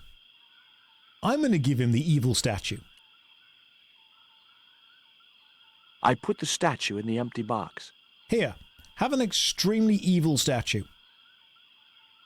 Here, I found some more of those biscuits for the shaman. I'll give them to him. Is this guy's job just to take packages back and forth? That's all he does. That's his whole thing. I mean, I respect the, respect the grind. The shaman said to give you back this statue. He didn't want it? He's already got one. Sorry, but the writing in this game is excellent. What about this spirit stone? I put the Mayan stone in the empty box. Why do we have to keep doing this box thing? Here, I found some more of those biscuits for the shaman. I will do the dart in the minute. I'll give them to him. We will give him the dart in a second, without a doubt. If it's in a box, it's like a gift. Oh. Oh. The shaman wants to talk to you. I hoped he would. Well, it's been nice to talk to you guys. In we go, then. Remember, we still don't know why the priest isn't That allowed woman here. certainly wasn't the reason I'd come to the village. Which woman? I can't see a woman. Are they behind this tree? Oh, hello. Hello. Ah, the shaman. Hi, my name's George Stobart. Please, sit down. Welcome, George. Thanks. It has long been foretold that a white man would bring the coyote stone to this village. It has. So, hang on. Could the shaman see me putting various things in the box, giving them to the guard, and then just having them walk backward and forward? Like, he could watch. He gets off on watching. That's his thing. It was a show as a power move. He was staring at me the whole time. He even tried to put the pants on. I mean, the only reason... look at those legs. Those legs are thin. You know why they didn't fit? Massive balls. That was the problem. Do you want this lipstick? I don't suppose this would be any use to you. It sure would. This wax on a stick will change our lives. What do you want it for? To decorate our bodies for the monkey dance. Okay. Well, can you tell me why the priest can't come into your village anymore?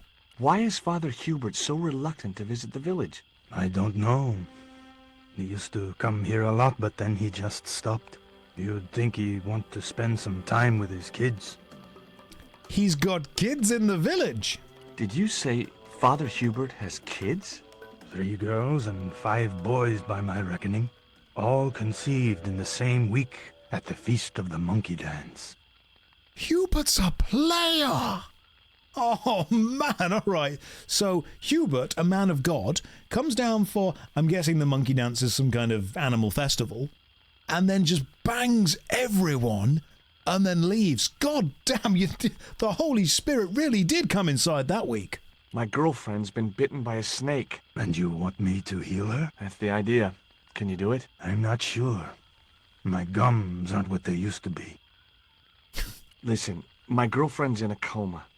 Please, old man, give me the root. What root? The root that was special. Father Hubert told me of a root which could cure the bite of the river snake. There's nothing sacred with these people. That was our secret, known only to members of my tribe. If that root is my chance of saving Nico's life, then I want it. Fast. There is time yet, George Stobart. Time to learn why you were called here. No, Spirit, no. He was definitely, they drank a little bit of the Jesus juice, and then he was really showing you his crucifix that night. Fine. If I listen to your story, then will you give me the root? The eel travels far, but still returns to the place of his spawning. And look, I'm running a tight schedule, so can you skip the riddles? Many years ago, when the world was young, the great god and king Quetzalcoatl was defeated by trickery and deceit. His enemy Tezcatlipoca took his place as leader and demanded terrible human sacrifices. A group of loyal priests found a way to trap Tezcatlipoca. But his powers were so great, they knew he would not remain trapped forever. Reviving. His time of incarceration would end with the eclipse, which marked the close of the 5th age. So the priests fashioned 3 obsidian stones which contained the power to seal the mirror for all time. But before the stones could be put in place, they were seized by the invading Spanish. Bloody Spanish. But how did they trap Tez, the evil god? They built a pyramid which they told Tezcatlipoca was dedicated to him. At its center, they fashioned a huge mirror of perfectly smooth obsidian. Luring him into the pyramid with praise and flattery, they used sorcery to ensnare him in the mirror. The dialogue reminds you of talking to people at a bus stop at 5 in the morning after a night drinking. Yeah, you ever been out for like a crazy night and you get a bit too drunk and you meet someone and they become your best friend for that evening? That's the vibe I'm getting from this. It's the super intense but very short-lived weird friendship. There's no hatred here, but my god, it's weird. Okay, so Tezcatlipoca. I've got one of those stones that trap him in the obsidian mirror, I'm guessing. What happened to the stones? They were taken by the Spanish to the coastal town that is now called Cuaramonte City. Only 1 stone reached Spain. The other 2 fell into the hands of buccaneers. The Jaguar stone was captured by an English captain, El Draco. The Eagle stone was taken by a pirate called Ketch. The 3rd stone, the Coyote stone, reached Spain safely. That is the stone in your possession. So we have one of the 3 stones used to imprison this ancient god. Suppose I was to believe there was anything in your story, other than the rambling delusions of a seriously wacky old man. Suppose I was to swallow it, hook, line, and kitchen sink. What then? Then you would see that the fate of the human race rests upon your shoulders. Someone in the chat earlier asked, is this Mexico? I don't know. They haven't put a yellow filter over it, so I'm not sure. There's an eclipse of the sun due very soon, isn't there? Correct. The eclipse which marks the ending of the Fifth Age will come before the next full moon. Less than 2 weeks. I didn't really believe that Tezcatlipoca would return, but I figured Karzak's plans were in some way connected. That was a very specific filmmaking joke right there. How can we tell if it's Mexico? Yellow filter. If it's nighttime, blue filter. That's how you make films. Do I get anything to help me combat Tezcatlipoca? Like what? Well, a magical weapon? Get real, George. George, grow up. There are no magical weapons. Now go and find the other 2 rocks so we can imprison this ancient god in a black obsidian mirror forever. Tell me more about the Jaguar Stone. Many centuries ago, the port of Quaramonte was entered by a ship flying Spanish colors. The captain, the man known as El Draco, sent soldiers ashore. Only when the soldiers arrested the mayor did the people realize that they were English privateers. The mayor was held hostage while the soldiers looted and plundered the city. Amongst the treasures they stole was the Jaguar Stone. I was believing your story up until that point, but I really don't believe that the English would ever just invade places. Where is the Jaguar Stone now? I suppose El Draco took it back to his homeland, across the Great Sea. To England. We've got to go to England? Brilliant. Tell me more about the Eagle Stone.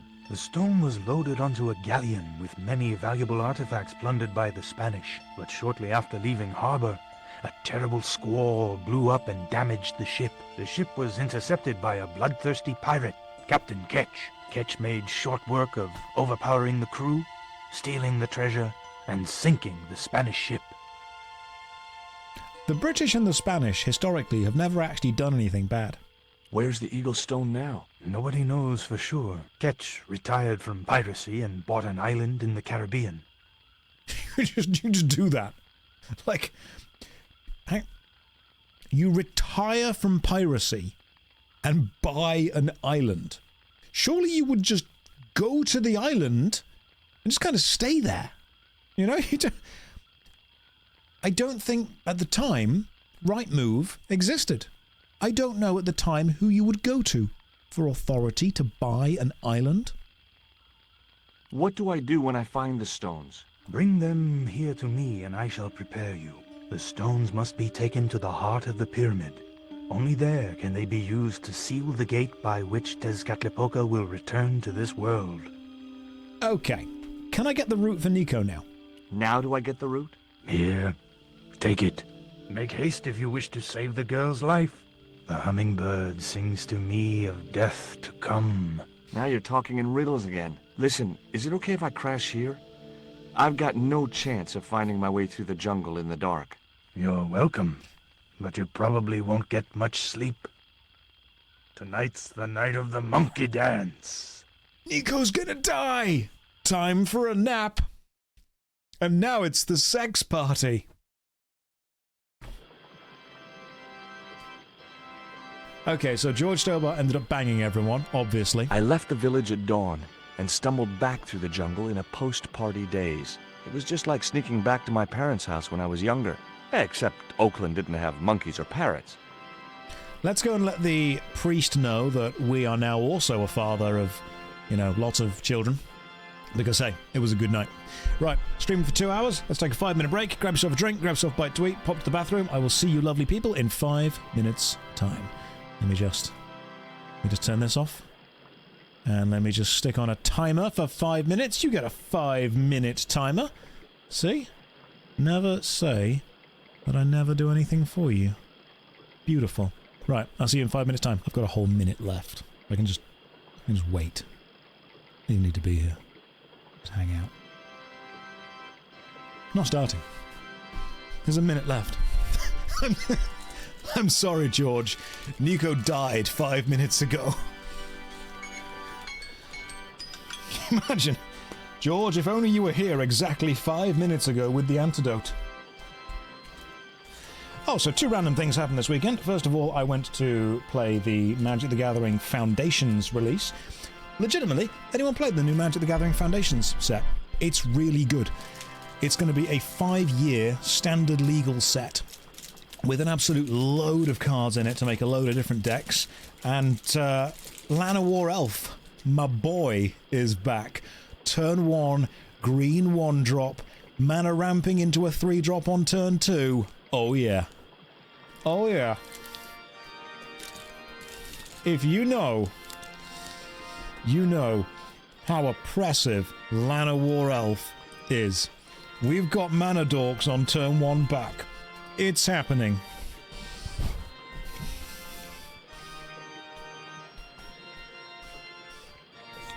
And what I also did that was very important was purchase a physical disc copy of Warcraft 3, Reign of Chaos. Because I am a big fan of video game preservation.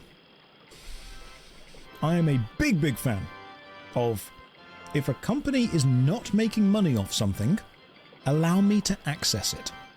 Such as emulators, such as ROMs. There are a lot of online ROM sites. I will not name them, because recently, Nintendo, Sega, and I think is it the EAC? Entertainment Software of America, Entertainment Software something, EA something. Anyway, a big corporation went on a huge online takedown spree, and a load of these emulator sites and these ROM sites got all of their ROMs taken offline. So if you want to go and download the ROM of Kingsfield 1 for the PlayStation 1, no, you can't.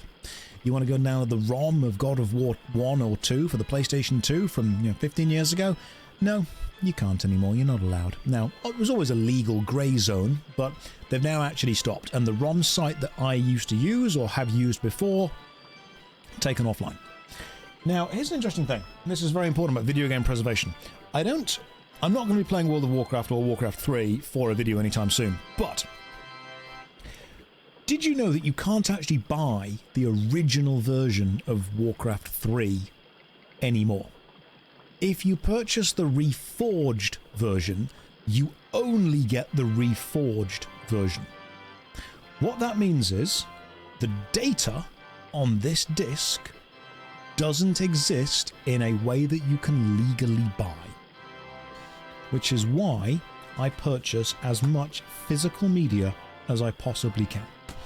Because the data on this disc won't change.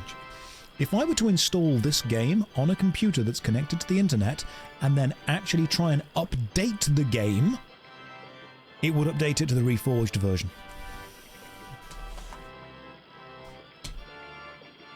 Which is why I like buying old games in physical media in ways that cannot be changed.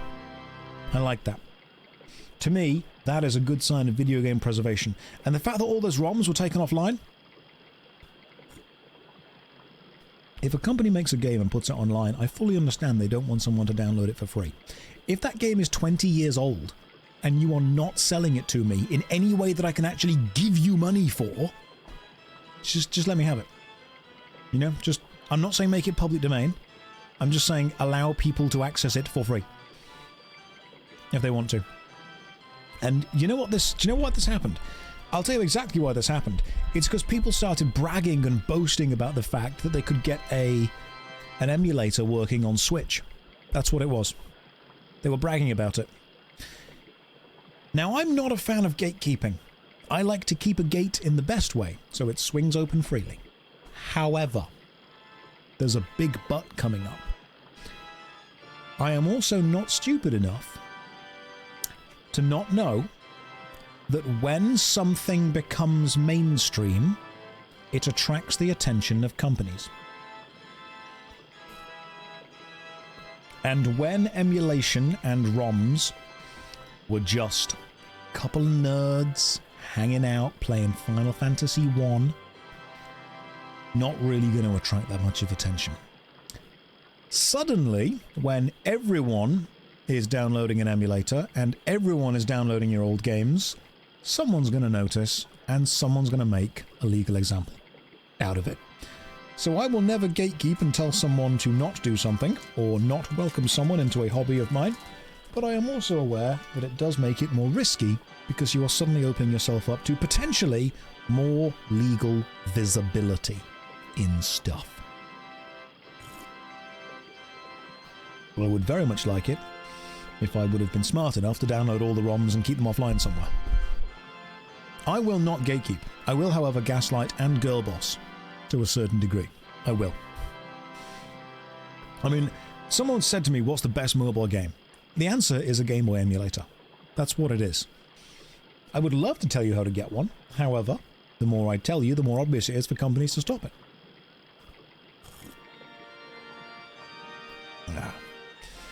But in all seriousness, I was really sad when all of the emulators and ROM sites got taken down. They'll pop back up. They always do. They pop back up. They're like freaking mushrooms. They really will. I mean, I'll support that.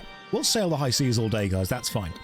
But when they pop back up and they're like, hey, don't make it super obvious. Don't advertise with like, hey, you can get all of the old Zelda games here for free. I'm like, you're going to anger Nintendo. Don't do it. Don't poke the dragon. Allow them. However, please move away from the organ. Look, for some reason, this game has organ music in this exact bit. Just listen.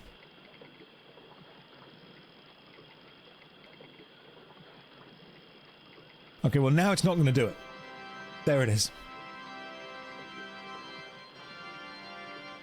That was the one moment when the music stopped. Let's go and save Nico. She's been dead for like 10 minutes now.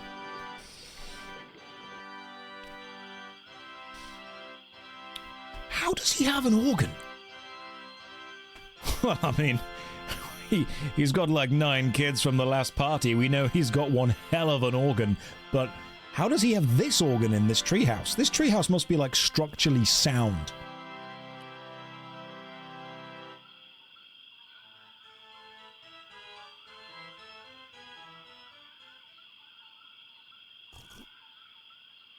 I got the root. I've got the root, Hubert. So what are you waiting for? Give it to the gal. Right. What are you waiting for? Give it to the girl. God damn, Hubert. I didn't know we were talking about your last party. Oh, jokes. Jokes. There, we're firing them out now, guys. We really are. Your profile picture 100% uses roids, brother. King, it actually doesn't. I'm 100% natural with everything I body build. I mean, that was just good lighting. It was, the pump was happening. I'm not going to lie to you. So when I was doing that walking out in the bee costume, I was backstage picking up a chair, which was the only thing I could find in the room that was heavy. Full on doing that to get the pump going on. Anyone that does any kind of building knows that the pump is the most important thing. It's when suddenly you look bigger. You're so full, it's fleshed out, it's all ready. Yeah, that's what you've got. Arnold knew what the pump was. So yeah, when I was wearing the bee costume, I'm like, oh my god, I really hope that the lighting is good. No, it's 4 eggs a day. It's an absolute crap load of chicken, a lot of cups of tea, and a protein bar. But genuinely. So the reason I'm against steroids, I know that we're going off on one hell of a tangent here, but the reason I'm against steroid use is I'm not. The reason I'm against using it personally is I don't like needles. Like, that's it. That's pretty much it. If you want to use steroids, go for it. You know? Your body, your choice, man. You want to do that? It's not my body. You do whatever you want with it. Know the risks.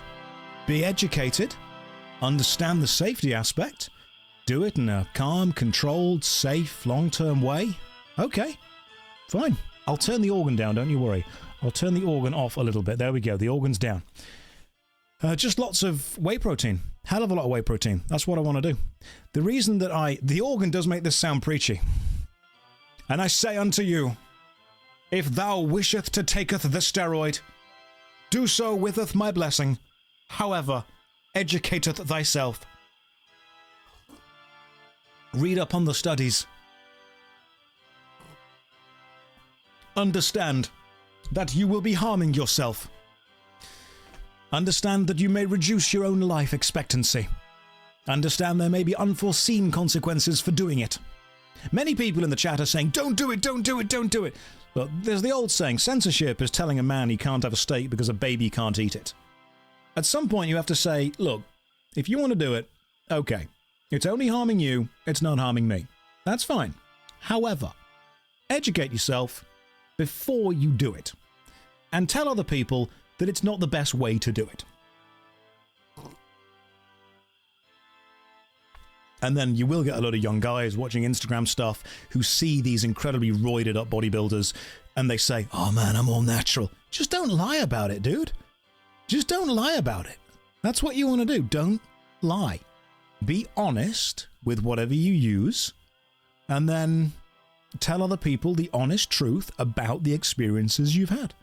That's why I'll watch things like Renaissance Periodization. The guy's honest about his life. He gives you a realistic expectation of what to do, and then you go through that. Should you do it? Personally, no. Am I going to stop you? Also, no. It's your life. Renaissance Periodization is one of the better bodybuilding channels, without a doubt.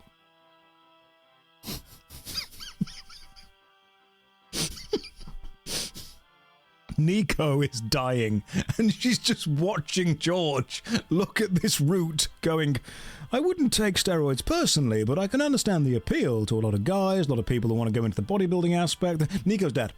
I'm sorry, but Nico has died at this point. But no, I do not take any level of steroids. I don't want to. I understand the appeal. I understand the effect. I understand that natural bodybuilding, you will physically never be able to get as big as anyone who is on the roid, but I also know that they will reduce your life expectancy, and I want to have a nice long life and die in a firefight when I'm about 45. That's my plan. You know, I've got it all mapped out. Don't you worry. There'll be ninjas. Ideally, I would be riding a spaceship on re-entry to Earth, but basically the end of Nightfire, the James Bond video game. Ideally, with my last few moments, I would be able to redirect the rocket from crashing into some kind of populated area to crashing into somewhere where, you know, somewhere safe, like the ocean or France or a big uninhabited forest. Somewhere like that. That's my goal. If that doesn't happen, then I'll take the ninjas on, like, I don't know, I'll do a wing walk on a plane or something. Nico's rolling her eyes about how George is discussing dying. Alright, let's save Nico.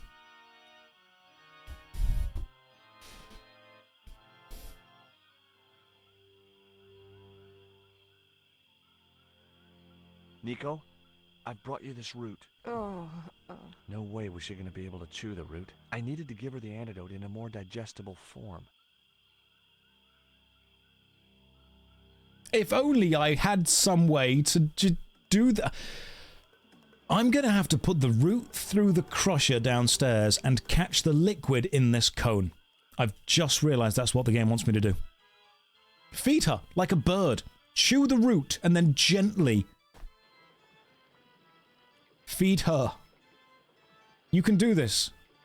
You can do this, George. Right, so first of all, cone by the press as a little cup. The cone was ideal as a makeshift container. I've not played this game before, but this is a very obvious series of events. Now we can do this. Oh, audio backup, yes. The audio's back up, guys. Get ready. Here we go. As the liquid was squeezed from the root, it collected in the cone. Jez says this is the minus for popular streamers. They don't have the time to read comments. That's very true, Jez. Thankfully, I'm not popular. We're on that kind of knife edge of being both successful, but not. Right, so we've now got a cone full of... No, take it. Take the cone, George. And now just have it. Now take it back to Nico. Josh does an awesome job at interacting with the chat, don't lie. I do a whelming job. Look, Hubert, the antidote. Well, what are you waiting for? Give it to the girl, quickly. Hubert is a big fan of giving it to the girl quickly. George, why are you walking like you've shit yourself? Nico. Here, drink this. Oh, George, it's horrible. Just swallow it down. Don't. Okay, try and rest now, darling. You'll need all your strength when we go after the other 2 stones. Other stones? Yeah, Nico. What other stones? Catch up. What have you gotten me into now, Josh Stobart? Well, the patient is sounding more like her old self already. After flying across the Caribbean Sea. Nico recovered quickly from her fever. To save time, we decided to split up and look for each stone independently. I traced the pirate Ketch to a remote island in the Caribbean. With the fortune he'd amassed from piracy, he'd retired to a place that was later called Ketch's Landing. I'm feeling it. I was vibing. Medicine Man. Use a secret route to save Nico's life. Done. Right. So for some reason, a pirate called Ketch made a load of money, bought an island, and now just has an island. And somewhere on this island is a magical stone that we can use to imprison the god Tezcatlipoca? That, I think, evil god. I'm going to say evil god. Now we just need to find where that stone is. Let's chat to this guy. He looks important. He's doing some kind of geographical survey. Hey man with the camera. How's it going, bro? Hi, is this Ketch's Landing? Yeah, that's right. My name's George Stobart. You're a surveyor, right, Mr. Bronson. And of course I'm a surveyor. Why the hell else would I have a theodolite? I don't know. Hobby, maybe? Yeah, right. What brings you here, anyway? I'm searching for an ancient Mayan artifact. What is it? Some kind of jewel? No, it's obsidian. A black stone with supposedly mystic powers. You're nuts. This is the same voice actor as Dwayne. This is similar to the stone I'm looking for. What makes you think you'll find it here? Because when the stones were stolen in the 17th century... Hold it! The stones have been lost for 300 years? Approximately. And you're hoping to find them again? You're nuts. And why here? A wise old Indian shaman told me he saw the stones in a vision. Ha ha. That's rich. Listen, I got work to do, okay? Catch you later, Bronson. Why are you here? I saw it. He literally just did the I saw it in a vision meme. Except it wasn't me that had the meme. Right, that dude is moving. Which means interacting with the things that he isn't near is going to be a thing. So I'm going to look through this. And I'm going to have a look at that. Why is that flashing?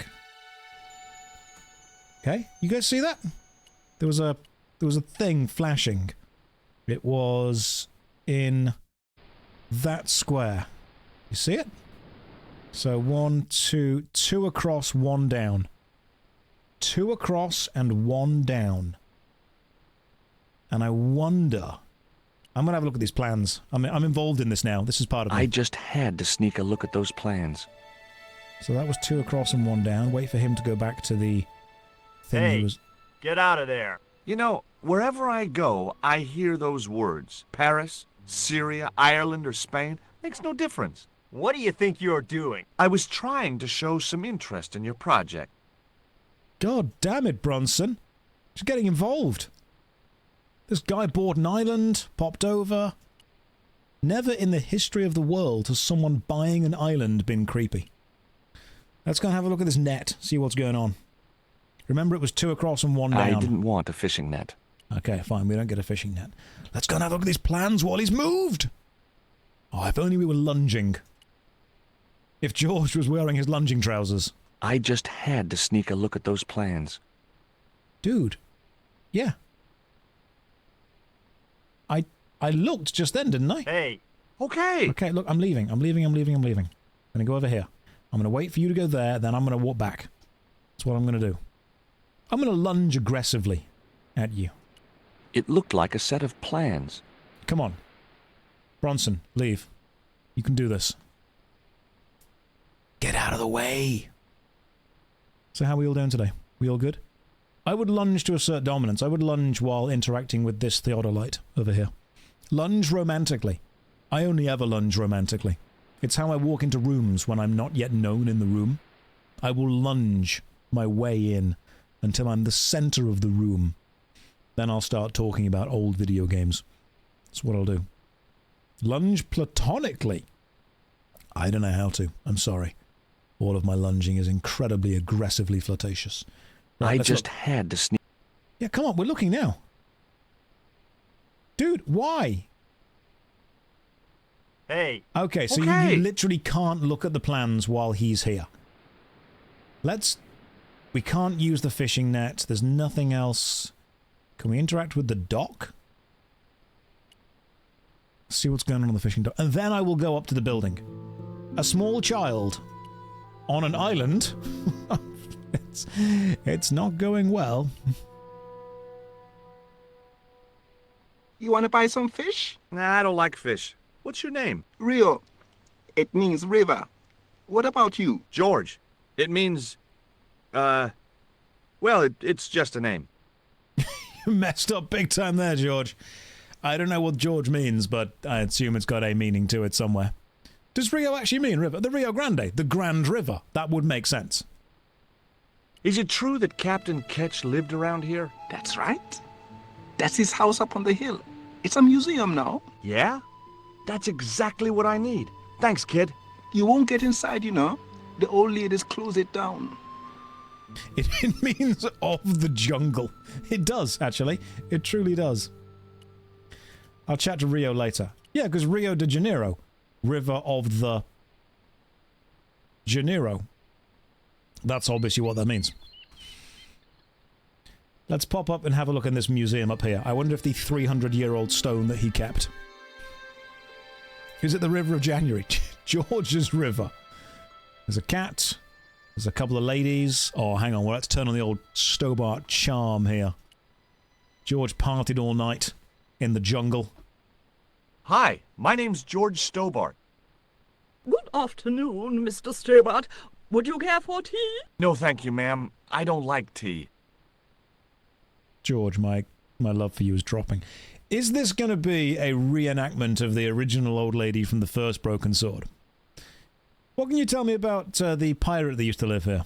Can you tell me anything about Captain Ketch? More than you can tell me about your great-great-great-great-grandfather, no doubt. You're his descendants? Certainly. Captain Ketch was born in Dorset, England, in the reign of King Henry VIII. His family were undistinguished farmers, but young Frederick Ketch decided to go to sea. We have plenty of seamen in our family, Mr. Stobart. Are you interested in history, Mr. Stobart?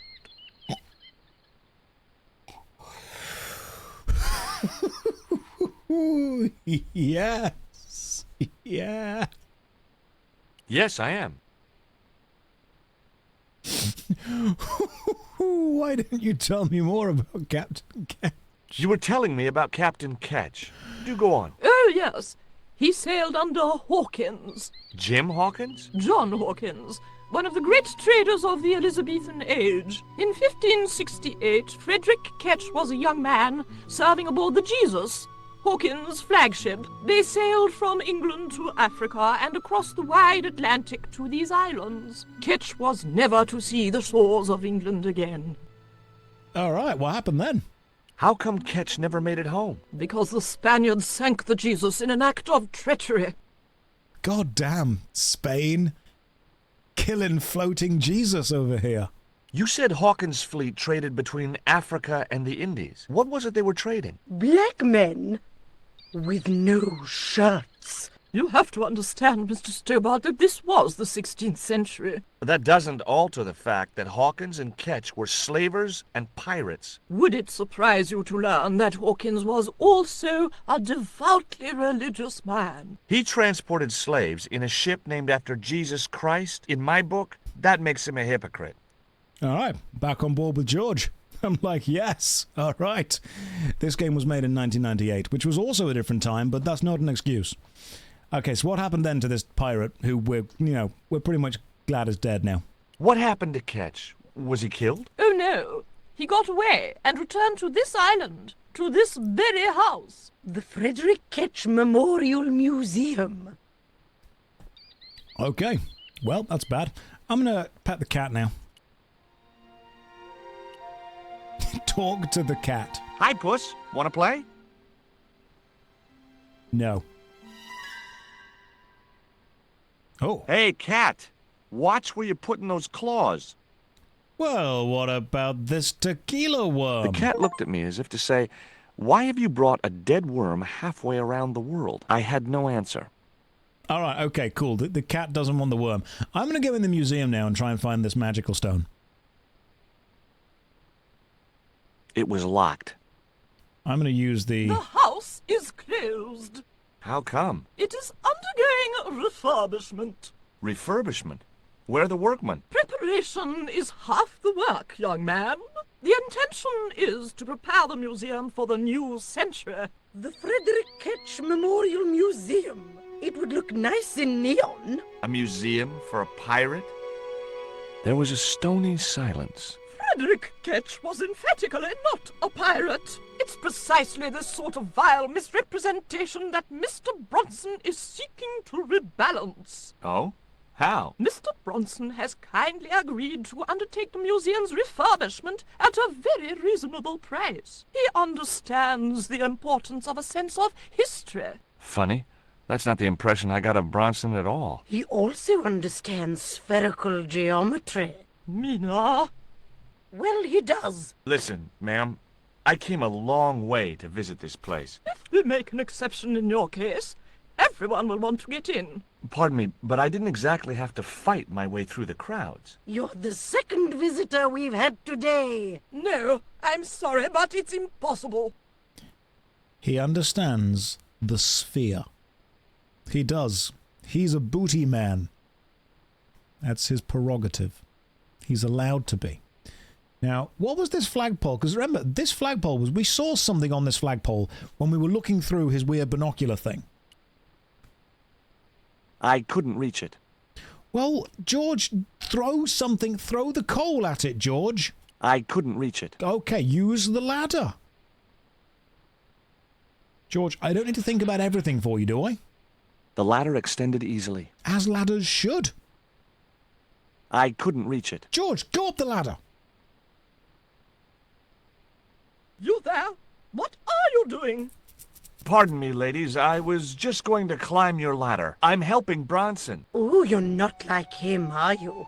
He's very polite, isn't he, Frost? And he has dimples when he smiles. Oh, adorable. Goddamn adorable. Okay, right. You two are no help, so I'm going to go around here. And, okay, cool. Can't go around there. What if I could give the cat... What if I just throw this dart at you? Can I use... They wouldn't appreciate it. Well, you don't know that. Would the cat want the pants? There's a pussy here joke, but I'm not going to make it. Too easy. A branch! There's a tree branch. I couldn't think of any reason to climb the tree. Okay, cool. No reason to climb the tree. Can't do it. Not allowed. It was too easy a joke. Wouldn't have made it. Let's go and see if this young kid knows much. Rio. Rio seemed like the most knowledgeable guy so far. He knows what's going on. Would the sisters appreciate the pants? We'll check that out soon. Hey, dude. This guy's just vibing. Tell me about the pirate. What do you know about Captain Ketch? Just what everybody knows around here. He was a pirate and get himself hung. Alright. What do you know about the Ketch sisters? How come the old ladies closed the museum? It's Bronson's doing. Him have the plans for redeveloping the museum. They kind of regret it, you know. The man's a crook. And do you know how we can get into the museum? Will you help me get those plans? I don't want to go nowhere near that man. He promised to draw me when he found the fish I left in his sleeping bag. Okay. Where's the treasure? Do you know anything about pirate treasure? Man, that's all stories. There's no such thing as a real pirate treasure. No school today? No, sir. What about your education? I can fish, sail, and swim. I've been looking after myself since I was 6, and I'm bilingual. Aren't you a little overqualified for a beach bum? Well, you know, there's a lot of competition.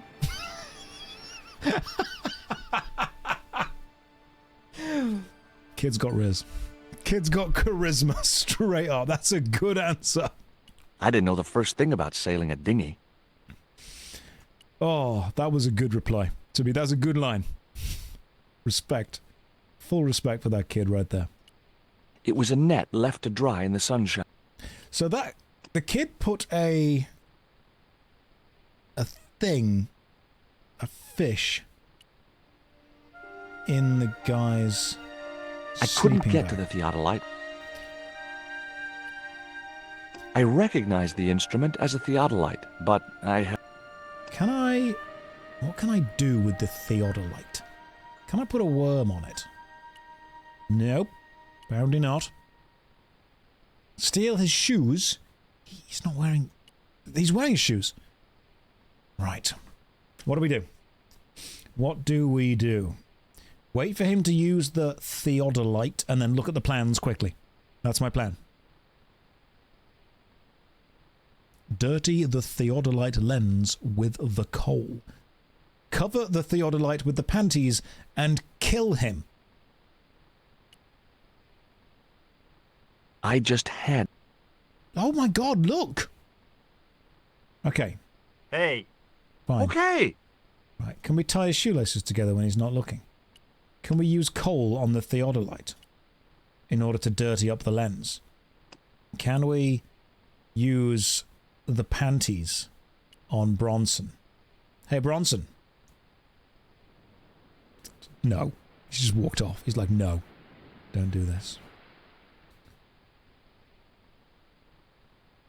He wouldn't have wanted that. say, was that kid giving you trouble? The Fisher boy? No, he was very polite. Ha! He's a juvenile delinquent. I suppose he told you I was a crook. No? No, he didn't. Oh no, he's a good kid. He'd never say anything like that. Sure he would, the little punk. Tell me more about these sisters. Tell me about the two old ladies. Who? The Ketch sisters. One of them's crazy as a coot, and the other will turn you to stone if you're not careful. And tell me about the survey that you're currently doing. What are you doing with the theodolite? Surveying the old house. I got great plans for this place. Oh yeah? You bet. Take a look around. What do you see? Nothing. Paradise. I see opportunity. This place is ripe for development. I like it just the way it is. And that's where we differ. You see, Mr. Stobart, I'm what you might call a man of vision. I see a great future for Ketch's Landing, and it all starts here, with that house. He's a real estate mogul. You would be justified in killing him right now. Nobody would blame you. No jury would convict you. They could live here for a week, understand that its natural beauty is important. I have met many people who do not understand the importance of natural beauty. And they're like, oh, this forest is pointless. Let's knock it down. Put up a lot of houses. Put up a mall. Put up a luxury spa center. I'm like, or, just bear with me. We could not do that. And we could just let it be cool. Let it kind of be nice, you know? Let it be a cool little natural thing going on. Nature's pretty cool. We can just enjoy it for a bit. While I absolutely understand the need to build houses, I don't necessarily understand the need to build massive executive houses or huge amounts of shopping centres. I mean, I'm not necessarily an environmentalist. I just like nature. I think it's pretty cool. Can I take a look at your plans? No way! What interest would they be to you, anyhow? I've always had a secret desire to be a surveyor. You have? Sure.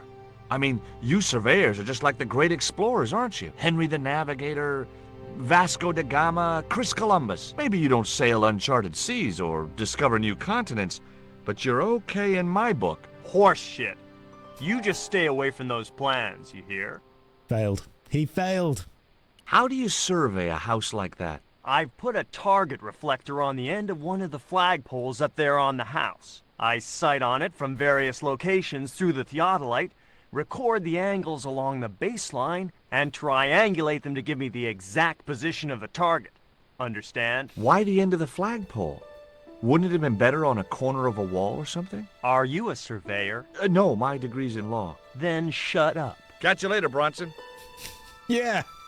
God, George. Shut your face. I'm going to stab this guy with a dart. He wouldn't have wanted that. Catch you later, Bronson. Oh my God. I feel like the answer is the kid. The answer is the kid here. We're not a surveyor, so we must indeed need to shut up. Yo, can you tell me about those old ladies up there? I need to get them to move out the way so I can damage the thing. I think Bronson is trying to cheat those sweet, vulnerable old ladies. That's a little unfair, isn't it? Okay, he's trying to cheat those seriously demented, poisonous old ladies. You have to admire his acumen. Alright, cool, yeah, the kid doesn't care. The kid does not care. He's hanging out, he's chilling, he's fishing. You know what? All of this can go on around the kid. He's a Zen master. He has mastered the art of just not giving a crap at all. Right. How do I get these ladies to leave? I need to knock that off. Ooh, I wonder if you use the cat. Tell me about the cat. Is that your cat? Yes, it is. That's Ruddles. Do you like cats, Mr. Stobart? Yeah, I do. Cats are pretty cool. You bet. Especially spit roast. Okay, George, that joke doesn't work in two ways. First of all, I said yes to that, so I don't want to imply that you're going to kill and eat the cat. Also, what you said has another meaning, which we're not going to go into on this stream, but I will sit down with you at some point and explain it. You're really fond of that cat, aren't you? He is our companion and our solace. I thought about catnapping the little monster until they let me in, but it wasn't my style. Maybe there was some other way I could use their affection for the cat to get me into the house. George, what do you mean not your style? You've killed a man. Frederick Ketch sounds like he was a pirate to me. As I have already told you, sir, he was not a pirate. They hanged him, you know. Down there on the beach in front of his family. Didn't bother with a trial. Just whipped him out from his breakfast table and hoisted him up in chains. Well, if he wasn't a pirate, what did they hang him for? Envy.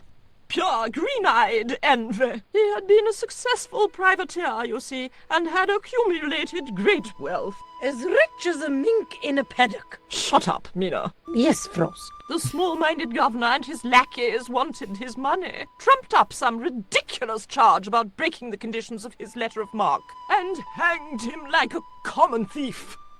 The blackguards! I see. Letter of marque? The document that permitted him to engage and destroy the enemies of the crown. The difference between a lawful privateer and a pirate. Yoo-hoo! Sorry, Frost. Well, why didn't Ketch just say, take a hike, guys, I've got a pirating license? Frederick Ketch was not a pirate! But he did show them his letter of marque. But they destroyed it and hanged him anyway. You got a license for that, mate. It literally is. You're travelling around the world, stealing other people's things and killing indiscriminately. You're a pirate and that's wrong. Oh, the Queen said you could do it. You're a privateer and that's right. It's amazing when you have the authority of doing something under the, under the word, under the guise of a queen, of a king, of an ideology, of an idea, of a government, that it's totally okay. It's totally okay. You're not allowed to do the bad things unless you're doing the bad things for us, in which case you are a hero. I've been talking to Rio, the little fisher boy. I'll thank you not to mention that little wretch in my presence. Dirty little whelk. Nasty fishy boy. Not a fan. That will do, Mina. Kid's cool. What's wrong with the kid? I gather you don't have much time for the little boy. That child is a delinquent, Mr. Stobart. Yeah, well, he's only, 11, maybe? A knave with one hand on the tots. That saying is before my time, but I'm going to assume it means that the kid is a little cool, and you can't handle that. What is it about Rio that you don't like, Miss Frost? Well, once upon a time, he and Emily... Be quiet this instant, Mina. Oh, Emily. Is Rio a cheeky little chap now? What can you tell me about Emily? Emily? What business can she be of yours? Her parents were killed in a typhoon. We, as her only living relatives, took it upon ourselves to raise the child. That's good to know Charity isn't dead. Oh, but she is. Washed overboard in the typhoon. Mr. Stobart wasn't talking about Emily's mother. He was being sarcastic. Okay, so Charity was Emily's mother. Good line. What else can you tell me about Emily? How dare you pry into our family in this way? I refuse to answer any more of your impertinent questions. You look like a Necron from 40k, just stretched Play-Doh over their face. You really do. You look like that. Okay, it was time for diversionary tactics. I thought I saw a little girl down on the beach. You must be mistaken. He must be mistaken. Mustn't he, Frost? I'm sure I'm not. A little girl and that young fisher boy. What? It's not possible. What were they doing? Oh, the kinds of things that all little boys and girls get up to at their age. When I was a little girl, we used to play cows and milkmaids. Woe betide you if you're lying to us, Mr. Stobart. Heaven help you. Quick, go and find them. It's a Necron and I'm guessing a demon of Nurgle. Just kind of hanging out together. And while they're gone... With a creak of ancient corsetry, the sisters sailed majestically over the distant horizon. Beautiful writing. Up the ladder we go. Here we go. We've got this. Now I can go up the ladder, and I could interrupt this bit just here. I didn't have a flag on me, so the flagpole would have to stay bare. I don't want the flagpole, I want the end of the flagpole. It was a flagpole. Oh, can I reach to that one? I couldn't reach the flagpole, and a bush stopped me from moving the ladder across. How does a bush stop you? Just put the ladder in front of the table, George. God damn, throw the coal. Nah, I didn't have the throwing strength to knock the marker off. God damn it, George, throw the pants. Nah, I didn't have the George, throw... You gotta do something, mate. We're doing something here. Throw the paper. Nah. Can we get to...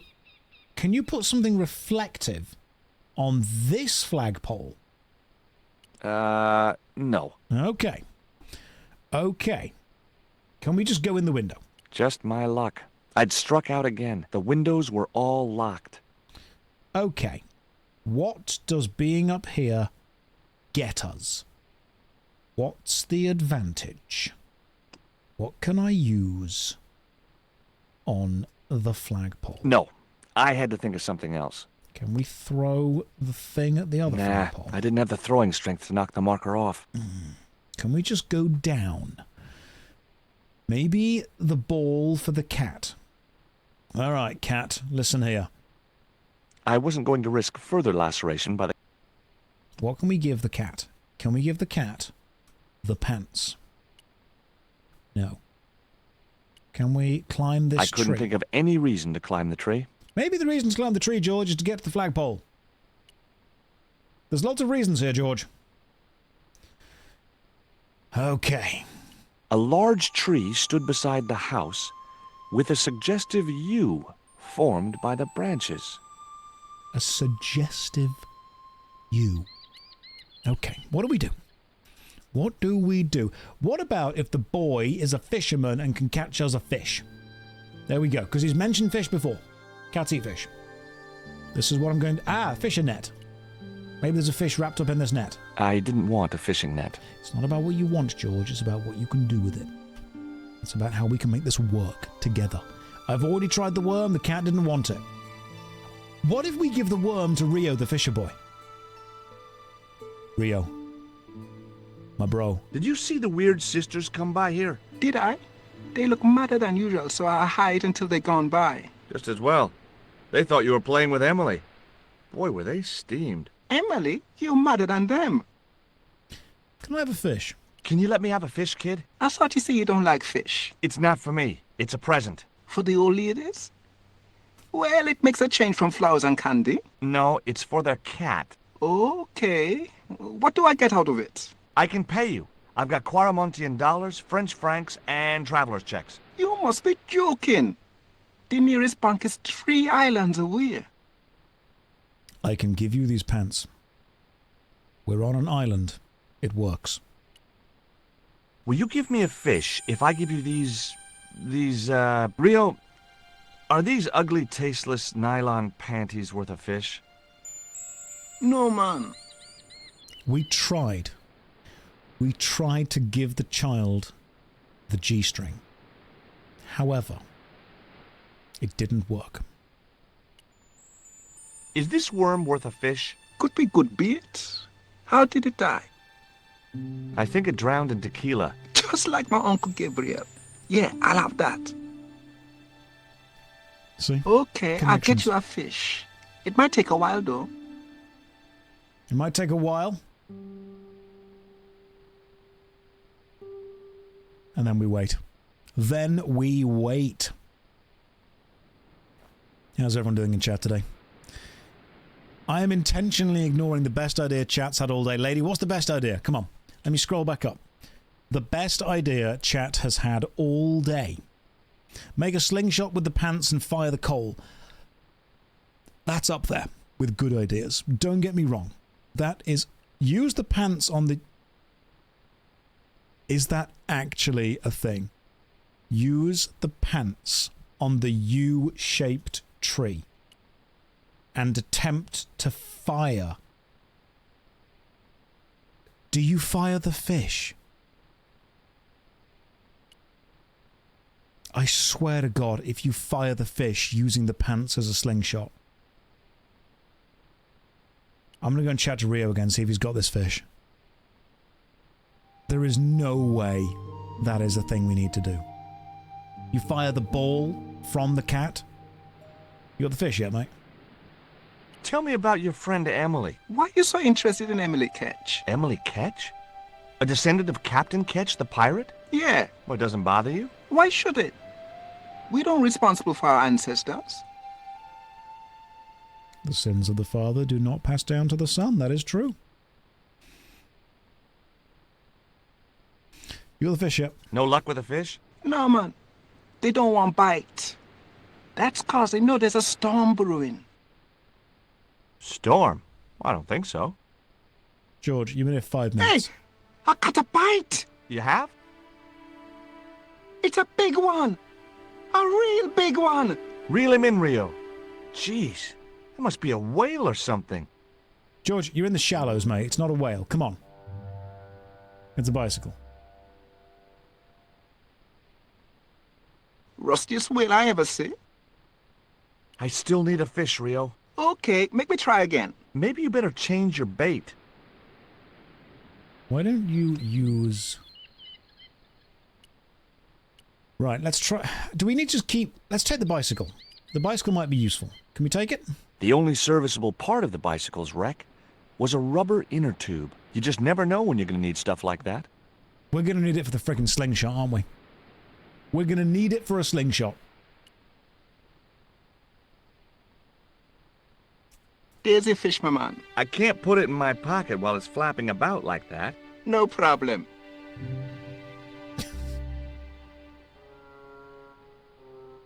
George, you've carried a worm around with you the whole time. And an alive fish was the problem. That was the issue. Okay. Chat is a collection of geniuses. I don't like to admit it, but yeah, for some reason, yeah. We've got a suggestive you. It's going to be a slingshot. All right. Fish, meet cat. George truly is cat. impressively useless. You don't deserve this, but here's a little fish. George, why are you so mean to cats, man?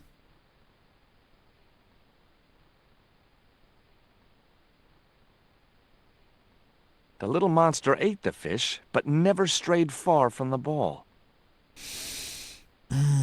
I wasn't going to risk further laceration by the cat's claws. Do I have to put the fish somewhere else? Do I have to fire the fish using the slingshot? Am I going to have to get another fish? Alright, Rio. Rio, bro. I fucked up. I really did. You see, my plan was to give the cat the fish, but what I actually did was I just gave the cat the fish. And you can see my problem here. You can see what I did. There's a fish, my man. Thank you. Thank you, man. We get it. I understand now. Alright, Rio's just ready. Rio, be on call for another fish, because I might need another one. Rio understands. Quick save reload. I'd not even save reload in this game, because unlike Sierra-style games, you can mess up with these and not die. Right, here we go. Let's use the rubber inner tube on the U shape of the tree to create a slingshot. 80s and 90s games just had slingshots in them. It's like how we all worried about quicksand and being on fire when we were kids. I learned stop, drop, and roll. Oh, so clicking it just takes it back off, does it? Okay. Let's assemble it into a slingshot.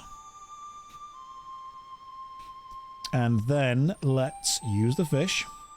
I doubted I had Rio's grasp of piscine aerodynamics. There had to be a better projectile in a dead fish. What about my lucky coal? I put my lucky lump of coal in the catapult. Took aim.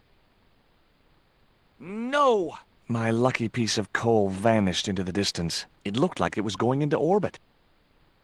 Alright guys, we messed up. What if I fire the statue? Come on. Just... Okay, that doesn't like that to happen. What if we put the fish on the flagpole? Just lose all of the items. We've fully lost our lump of coal. I'm going to put the fish on the flagpole. No, I had to think... I'm going to put the fish in the window. No, I couldn't just go around throwing things at other people's windows. George, you can. You're allowed to. That's okay. Yeah, Lumpy the lump of coal is now dead. Could we wrap the fish in the pants? I'd better think this through. Apparently not. Could we... Where can I put the fish? That the cat will go for it. Because I'm guessing you need to use the fish somehow. Can I just throw it... I didn't have the throwing strength to knock the marker off. Hang on, what if I take the inner tube back and put the fish on the inner tube? Oh, hang on. Is this one where you use the inner tube for multiple things? I need the fish to be like here. Dangle the tube. That's a good suggestion in the chat right there. Dangle the tube from this thing. And then put the fish on that. That way the cat... I'd have to do that from the ground. Go down then, George. Think. Critical thinking. Come on. Oh my god, George.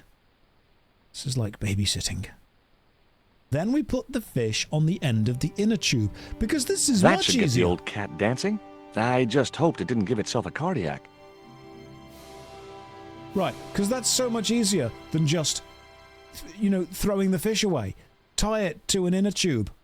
Of course. Of course. Now we take it back. I didn't want to risk the wrath of that vicious animal by... Can I go up the ladder? Alright, cool, this is fine. I've got the ball. I didn't have a flag on me, so the flag... Can I not take the inner tube back? Alright, I've got the inner tube and the fish back. This is great. Now we go down. The cat gets annoyed and goes away. Okay, back on the floor, back on the ground. And now we launch the ball at the thing. Do we? Look, ball. It was the ball I stole from the cat. So throw the ball at the thing. Nah, I didn't have the throwing... Make another catapult. I can't believe that we missed the first shot with the coal. But we're definitely going to hit the second shot with the ball. I put the ball in the catapult. Took aim. Yes! Okay, so it was a lucky shot, but I'd knocked the theodolite target clean off the end of the flagpole. You could have hit it with the ladder. George? You could have just hit it with the ladder. No.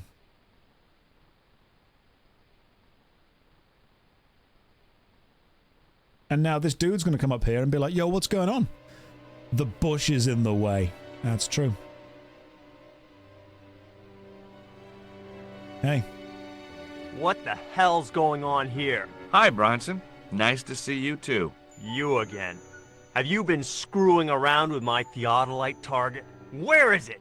I had to climb out of the window to put that one on. Damn it, I'm gonna have to go through all that again. Not this time.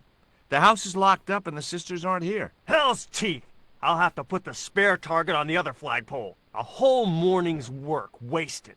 I'm gonna fix all this and then I'm gonna fix you, you hear? Yeah? Fine. I'll be waiting. Yeah, bring it on, Bronson. I'm gonna put the pants on and everything, mate. It's gonna be a thing. Quick, take the ladder down. Bronson, that's a very suggestive way to sit. I'm gonna be real.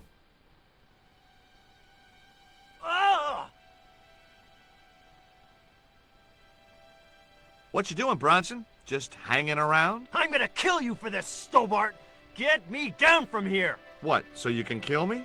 Gee, you talked me out of it, Bronson. I felt a little guilty about leaving Bronson up there, but not much, obviously. You can drop. Like, you might hurt your ankle. You might, you know, damage your knees if you don't bend your knees when you land, but let's be real, from that... The marker was a bright, shiny thing, and I have a weakness for bright, shiny things. You could probably survive that fall. It wasn't going to be much use without the theodolite, though. You could, couldn't you? I don't think you'd even damage yourself that much. Bronson, you could have just held this while I was doing the survey. Apparently he's still there in Broken Sword. With Bronson out of the way, I could finally get a clear look at the plans. Engineers' drawings didn't mean much to me, but one thing was clear. These plans were for a 5-story, 200-roomed, luxury, pirate-themed hotel. Another stain on the bedspread of paradise.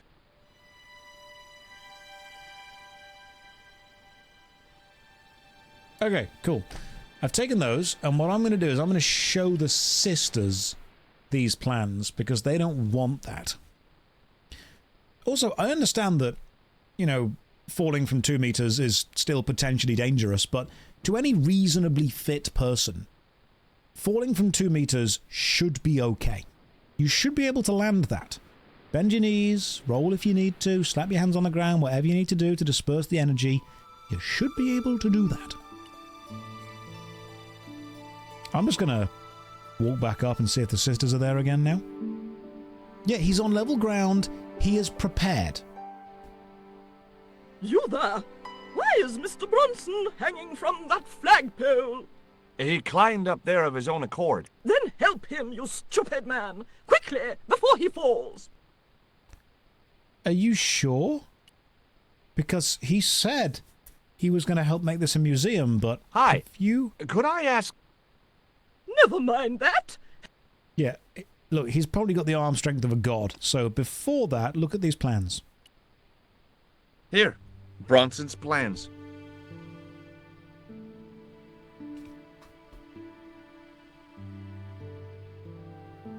This means nothing to me. She's not wearing her reading glasses. Ah, wait! Yes, I see now. I see it all too clearly. That man is planning to build a huge hotel. Bronson is a confidence trickster. Mina, we have been duped. I'm glad we didn't sign his contract. Oh, I hate tricksters, especially confident ones. Come, Mina. And then they leave. Bronson is getting one hell of a workout. Mr. Bronson, You may consider yourself persona non grata. Yes! Cave Canum! Kindly disentangle yourself from our flagpole and eject yourself from our property this very minute. Disentangle! Eject! Hey, cut that out, you crazy old bat! How dare you! Mina isn't crazy, she's just engagingly eccentric. Yeah, as a bedbug. Engagingly eccentric. Ouch! Lovely as this little vista is, I'd be really grateful if you could let me into the museum now. Certainly, young man. We are most grateful to you for exposing this scoundrel, Mina the Lock. How is he still hanging on? His grip strength is... Thanks, ladies. Stobart, be a pal. Get these harpies off me. No. Ooh! Yeah, keep poking him. I'm going to go inside.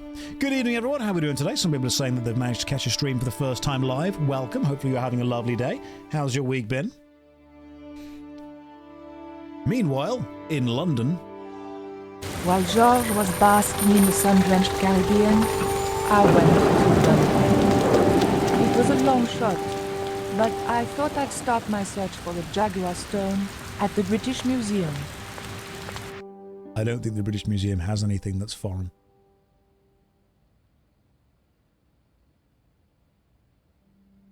So, now we are playing as Nico Coulard.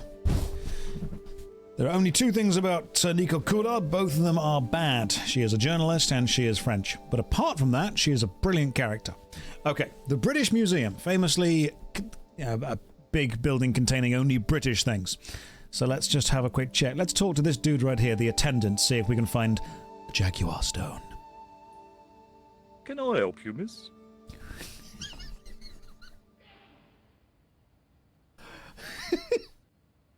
Hello there, my love.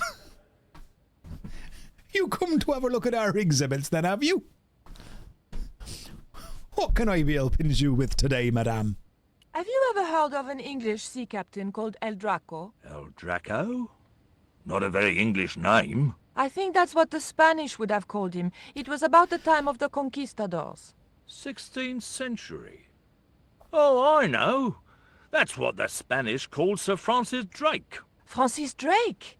Have you got anything here that belonged to him? Indeed, miss. We have a couple of artifacts he brought back from one of his journeys. Thank you. You've been most helpful. So it's Sir Francis Drake. This is a prequel to Uncharted. First time chat, why were you so harsh on the Digimon MMO? Ah, because it's crap. I think it's quite good personally. I won't act like it's a great game, but it's enjoyable and enough of an AFK grind. It gets good at late game, and honestly I don't get how you didn't understand the train session. Let me read up so I can read that. Hope you have a good evening and gaming sesh. Right, so if you think it's a good game, that's absolutely fine. And if you've derived some enjoyment from it, that's great. I'm glad you were able to enjoy it. Objectively, it is a badly made game. There are lots of mistakes that the game made specifically. It's not a good new player experience, and if you say something gets good at the end game, then you have to question whether it actually gets good or whether Stockholm Syndrome just kind of takes place then. Whether that's the sunk cost fallacy of you saying, well, I've been here long enough, now it's probably good. It can be a bad game and you can enjoy it, and you have to understand that critique of a game you enjoy is not critique of you. You can enjoy something crap. I really like the first Power Rangers movie. It's bad.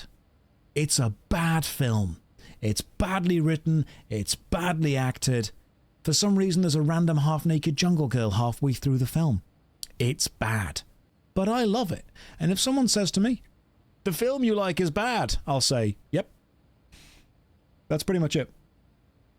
Batman and Robin, objectively a bad film. Very enjoyable. When people hear, thing you like is bad, what they often hear is, you are wrong for liking it. Not at all. There are many things that are objectively well made that I don't like. And there are many things that are objectively poorly made that I do like. Because that's just personal preference with me. So I think I was harsh on the Digimon MMO because I really like the Digimon card game. I like the entire Digimon landscape, the storyline, the idea of the characters. I like everything it's trying to be, but it is a poorly made game. To take one of the largest card game IPs and to make one of the worst video games out of it is a shame. I think they've wasted a good IP. I think they wasted a good idea. I think they have taken the fact that people already like Digimon and used that as an excuse to make a less than stellar product because they know they don't need to make a good product because people will like it because it's Digimon. Digimon, the new Digimon card game, the kind of remake of it, I think is really good. I've got a load of the cards. It's a decent game.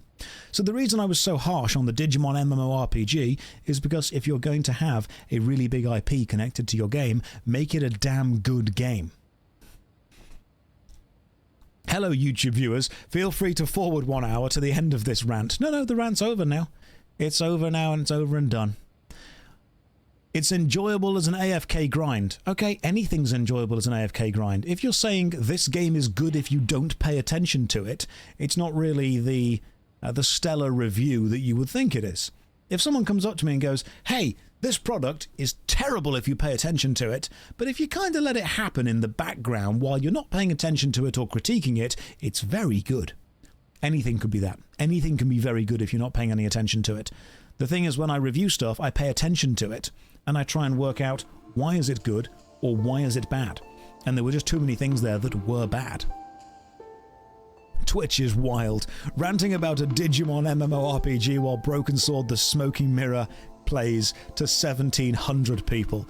Yeah, this is the thing that we do. If someone said to me, hey, how do you succeed at Twitch? I don't know. No one knows. There are no gurus. There's no actual framework for it. Nobody knows how YouTube works. No one. What's up with the fucked up green screen? Well, I made it really good, but then I thought production value looked a bit too high, so I took it down a bit. I can make it fine. Look, I can make it even better. If we go to filters and then chroma key, I can take that away. That doesn't need to be there. See? I can chroma key everything out. That is fine. That's good. That's a decent production value. The problem is, I don't like the production of my show, if you will, being too high, because then you come to expect it. So what I do is I make certain parts of it shit on purpose, because you need to be neither overwhelmed nor underwhelmed. I like you to be whelmed when you leave this stream. You prefer PNG vest over bad chroma. I can do both. I can make both happen. But I'm wearing an actual vest now. When it gets to Christmas, I will be wearing Christmas jumpers. One of which is a Yu-Gi-Oh jumper. The other of which is a Warhammer 40k jumper. The chroma key is worse. That's a great excuse. It's a mid experience. Yeah, I'm mid-midding. Is the new MMO Brighter Shores on my radar? I have had about 500 messages asking if I'm going to play Brighter Shores. Off from Discord to Twitter to, oh, I joined Blue Sky. I don't know if anyone cares, but I'm on there now as well. It's the same username as JoshStrifeHayes. But I joined that, and everyone has messaged me saying, are you going to play Brighter Shores? And then everyone messaged me again saying, are you going to play Veilguard? And then everyone followed that up with, are you going to play New World Eternum? The answer is eventually yes. It's on the list. The list of games is simply every single game that I haven't yet played. It's on the list. Yeah, we hear you, but like, are you going to play Brighter Shores? Eventually. It's on the list. Let's go and find that Sir Francis Drake thing. Maybe it's over here. It was a small, flat square of polished obsidian. Nothing like the one I was looking for. What do you mean? According to the caption, this was the scrying mirror given to Dr. John Dee by Sir Francis Drake. That's the thing we need! A small, flat square of obsidian. That's literally it. Nico, you're looking at the thing we need. It was the obsidian mirror which Drake had given to John Dee. Okay. Right. There's another display case down here. What's in this one? Perhaps I'm a Philistine, but old vases bore me. Yeah, you are. How dare. I had and have no interest in old pots. Okay, maybe it's this one over here. Is this the one? This could be the one. It was a stone identical in size and style to the the one. coyote stone. However, this stone bore the image of a jaguar. That's it. That's what we need. Just take that. The cabinet was locked. God damn it. They thought of everything. Oh, the British Museum have security that knows no bounds. It's locked by a small lock. If only we had a small key. Right, let's go and find one. Does this lady have a small key? Let's ask. These look like American tourists. Bonjour. I wonder if you could help me. Ohayou gozaimasu. What's so funny? Oh, never mind. I was way off the mark. Apparently it is some, is it Japanese? Ohayou gozaimasu? Yes. Also, why are the Japanese tourists absolutely jacked? Like, look at them. Just they're ready. They've got the pump going on right now. I'm going to go in here. What's behind this curtain? Is it the key room? Excuse me, miss. Please don't touch the exhibits. What about this mask? I didn't want the mask, although it certainly reminded me of somebody. Your boyfriend, obviously. Alright, what if I use the telephone and call in a bomb threat to the museum? I didn't need to make a call. Nico, think things through, come on! There's a cabinet behind this dude. The cabinet was locked. They've thought of everything, they truly have. What about this statue over here, this giant statue? Can I push it over? Make a bit of a scene? I wanted nothing to do with that statue. Okay, what about this one? There was nothing I wanted to do with the statue except find out where he bought his hat. Très chic. Why is it the one French character is like, ooh, fashion? Hey chat, hey Josh, you're falling into the void. Yeah, I know. Hey, can I go and get that, thing over there? What can you tell me about that stone with a jaguar on it? The so-called Jaguar stone was brought back from the Americas by Sir Francis Drake and presented, with, as you already know, the more famous scrying mirror, to John Dee. What's this scrying mirror? It's a little square of polished obsidian. Mine it is. And what does it do? Well, it's a bit like a crystal ball, except flat and black. And you can't see anything in it. Old man Dee had a psychic who reckoned he could speak to the angels through it. I think he was taking Dee for a ride myself. The old loony didn't like the stone, though. Reckoned it was tainted by the devil. Come along, miss. I'll show you the mirror. I've already... Oh, never mind. It's like a crystal ball, except not. There. John Dee's famous scrying mirror, given to him by Francis Drake. Do you know if this mirror has any relevance to Tezcatlipoca? Who? Tis that I can't even say it. Ah, there's someone here who'll be able to help you better than me. Can we have the cool haircut back now? Yeah, fine. This young lady has some questions to ask, Professor. I think she's from France. Professor Roubillet? Eh? What? You two know each other, do you? Oh, Oublier! Excuse me, the telephone. We remember Oublier. From the game. We meet again. Mademoiselle, France, eh? Yes, I believe that's where you live, Professor. I have a house there, on the outskirts of Paris, but I haven't been back for many months. Well, we have.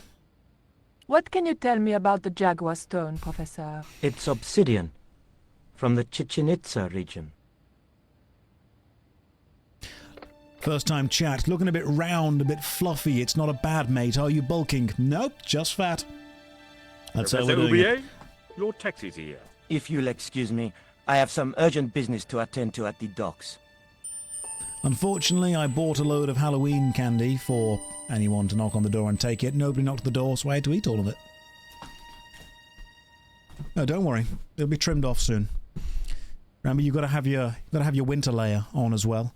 You got to have your summer fling and your winter cling. Remember that. Can you answer me some questions about the Jaguar Stone? Certainly, miss. If you just step this way.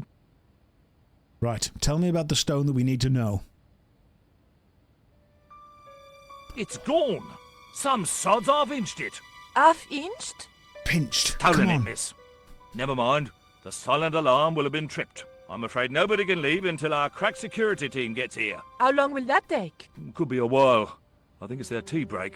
The thief could be miles away by then. Don't you worry about that, miss. Just don't try to leave. It was too much of a coincidence that Oublié showed up and the stone promptly disappeared. I didn't have time for their crack security team to finish their tea. I had to get after him. All right, let's do it. We'll take responsibility for this because, I mean, live your own life, but personally, I don't think a security team should be on crack. Let's go and try and find the thief.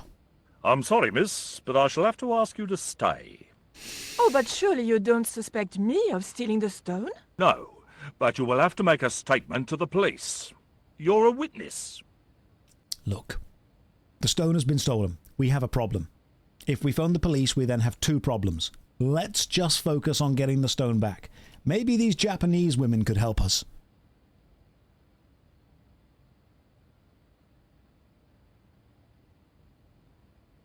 I doubted the girls would be any help to me. You don't know that! Alright, oh, there's a key here. Let's just take this key. I'm just going to borrow this for a second. Thank you. And while here, I'm going to... Okay, so I've just got the key now, have I? What's in my handbag? There was nothing very useful in my bag. Just a single hair clip. A single hair clip? You're in a video game, Nico. Come on! Get it together! Bend the hair clip to look like the key. That wouldn't work. I don't think so. What can we do with the hair clip? It was a hair clip. Okay, can we use it to open this cabinet over here? Come on. Think things through. The cabinet was locked. Well, let's use the key then, shall we? The key unlocked the case. Oh, that was easy. We now have...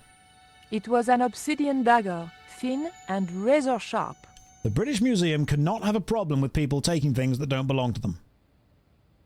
I locked the case again and took the key. Now, what if we also use the key to open this case over here? May as well take everything while we're here, you know? The key didn't fit this lock. Well, what if we use the hair clip? That's the kind of thing George would do. Not me. And that's why George is ahead of you, Nico.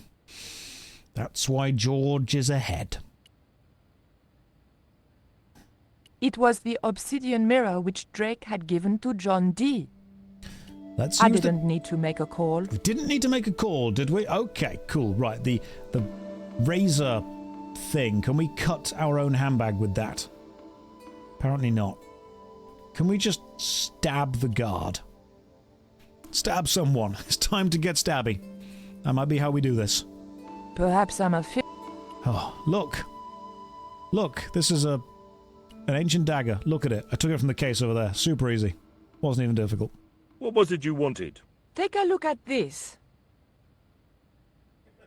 What are you doing with that? Just looking. What was it used for? It's a sacrificial dagger, and I'd feel a lot happier if you put it down. Okay, cool. Tell me about a boat. Don't you think it's suspicious that Oublié has urgent business at the docks? Not in the slightest, young lady. He's gone to oversee the unloading of cargo, an exhibition of Mayan sculpture on loan from Mexico City. What's the name of the ship? The Xibalba Princess, moored down by Tower Bridge.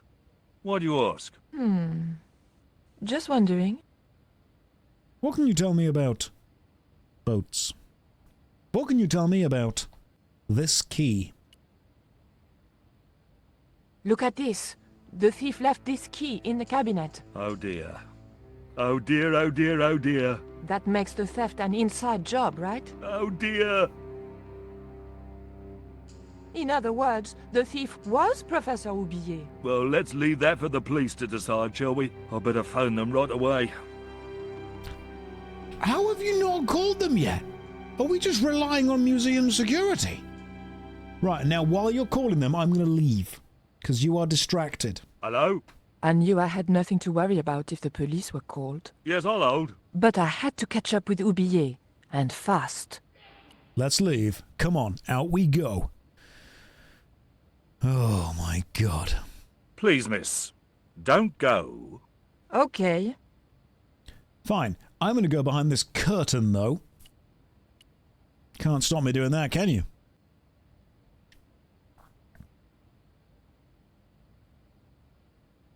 It's an exit! The doors were securely locked. Well, just use the hair clip. The doors were... use the key. The doors were... Use the dagger.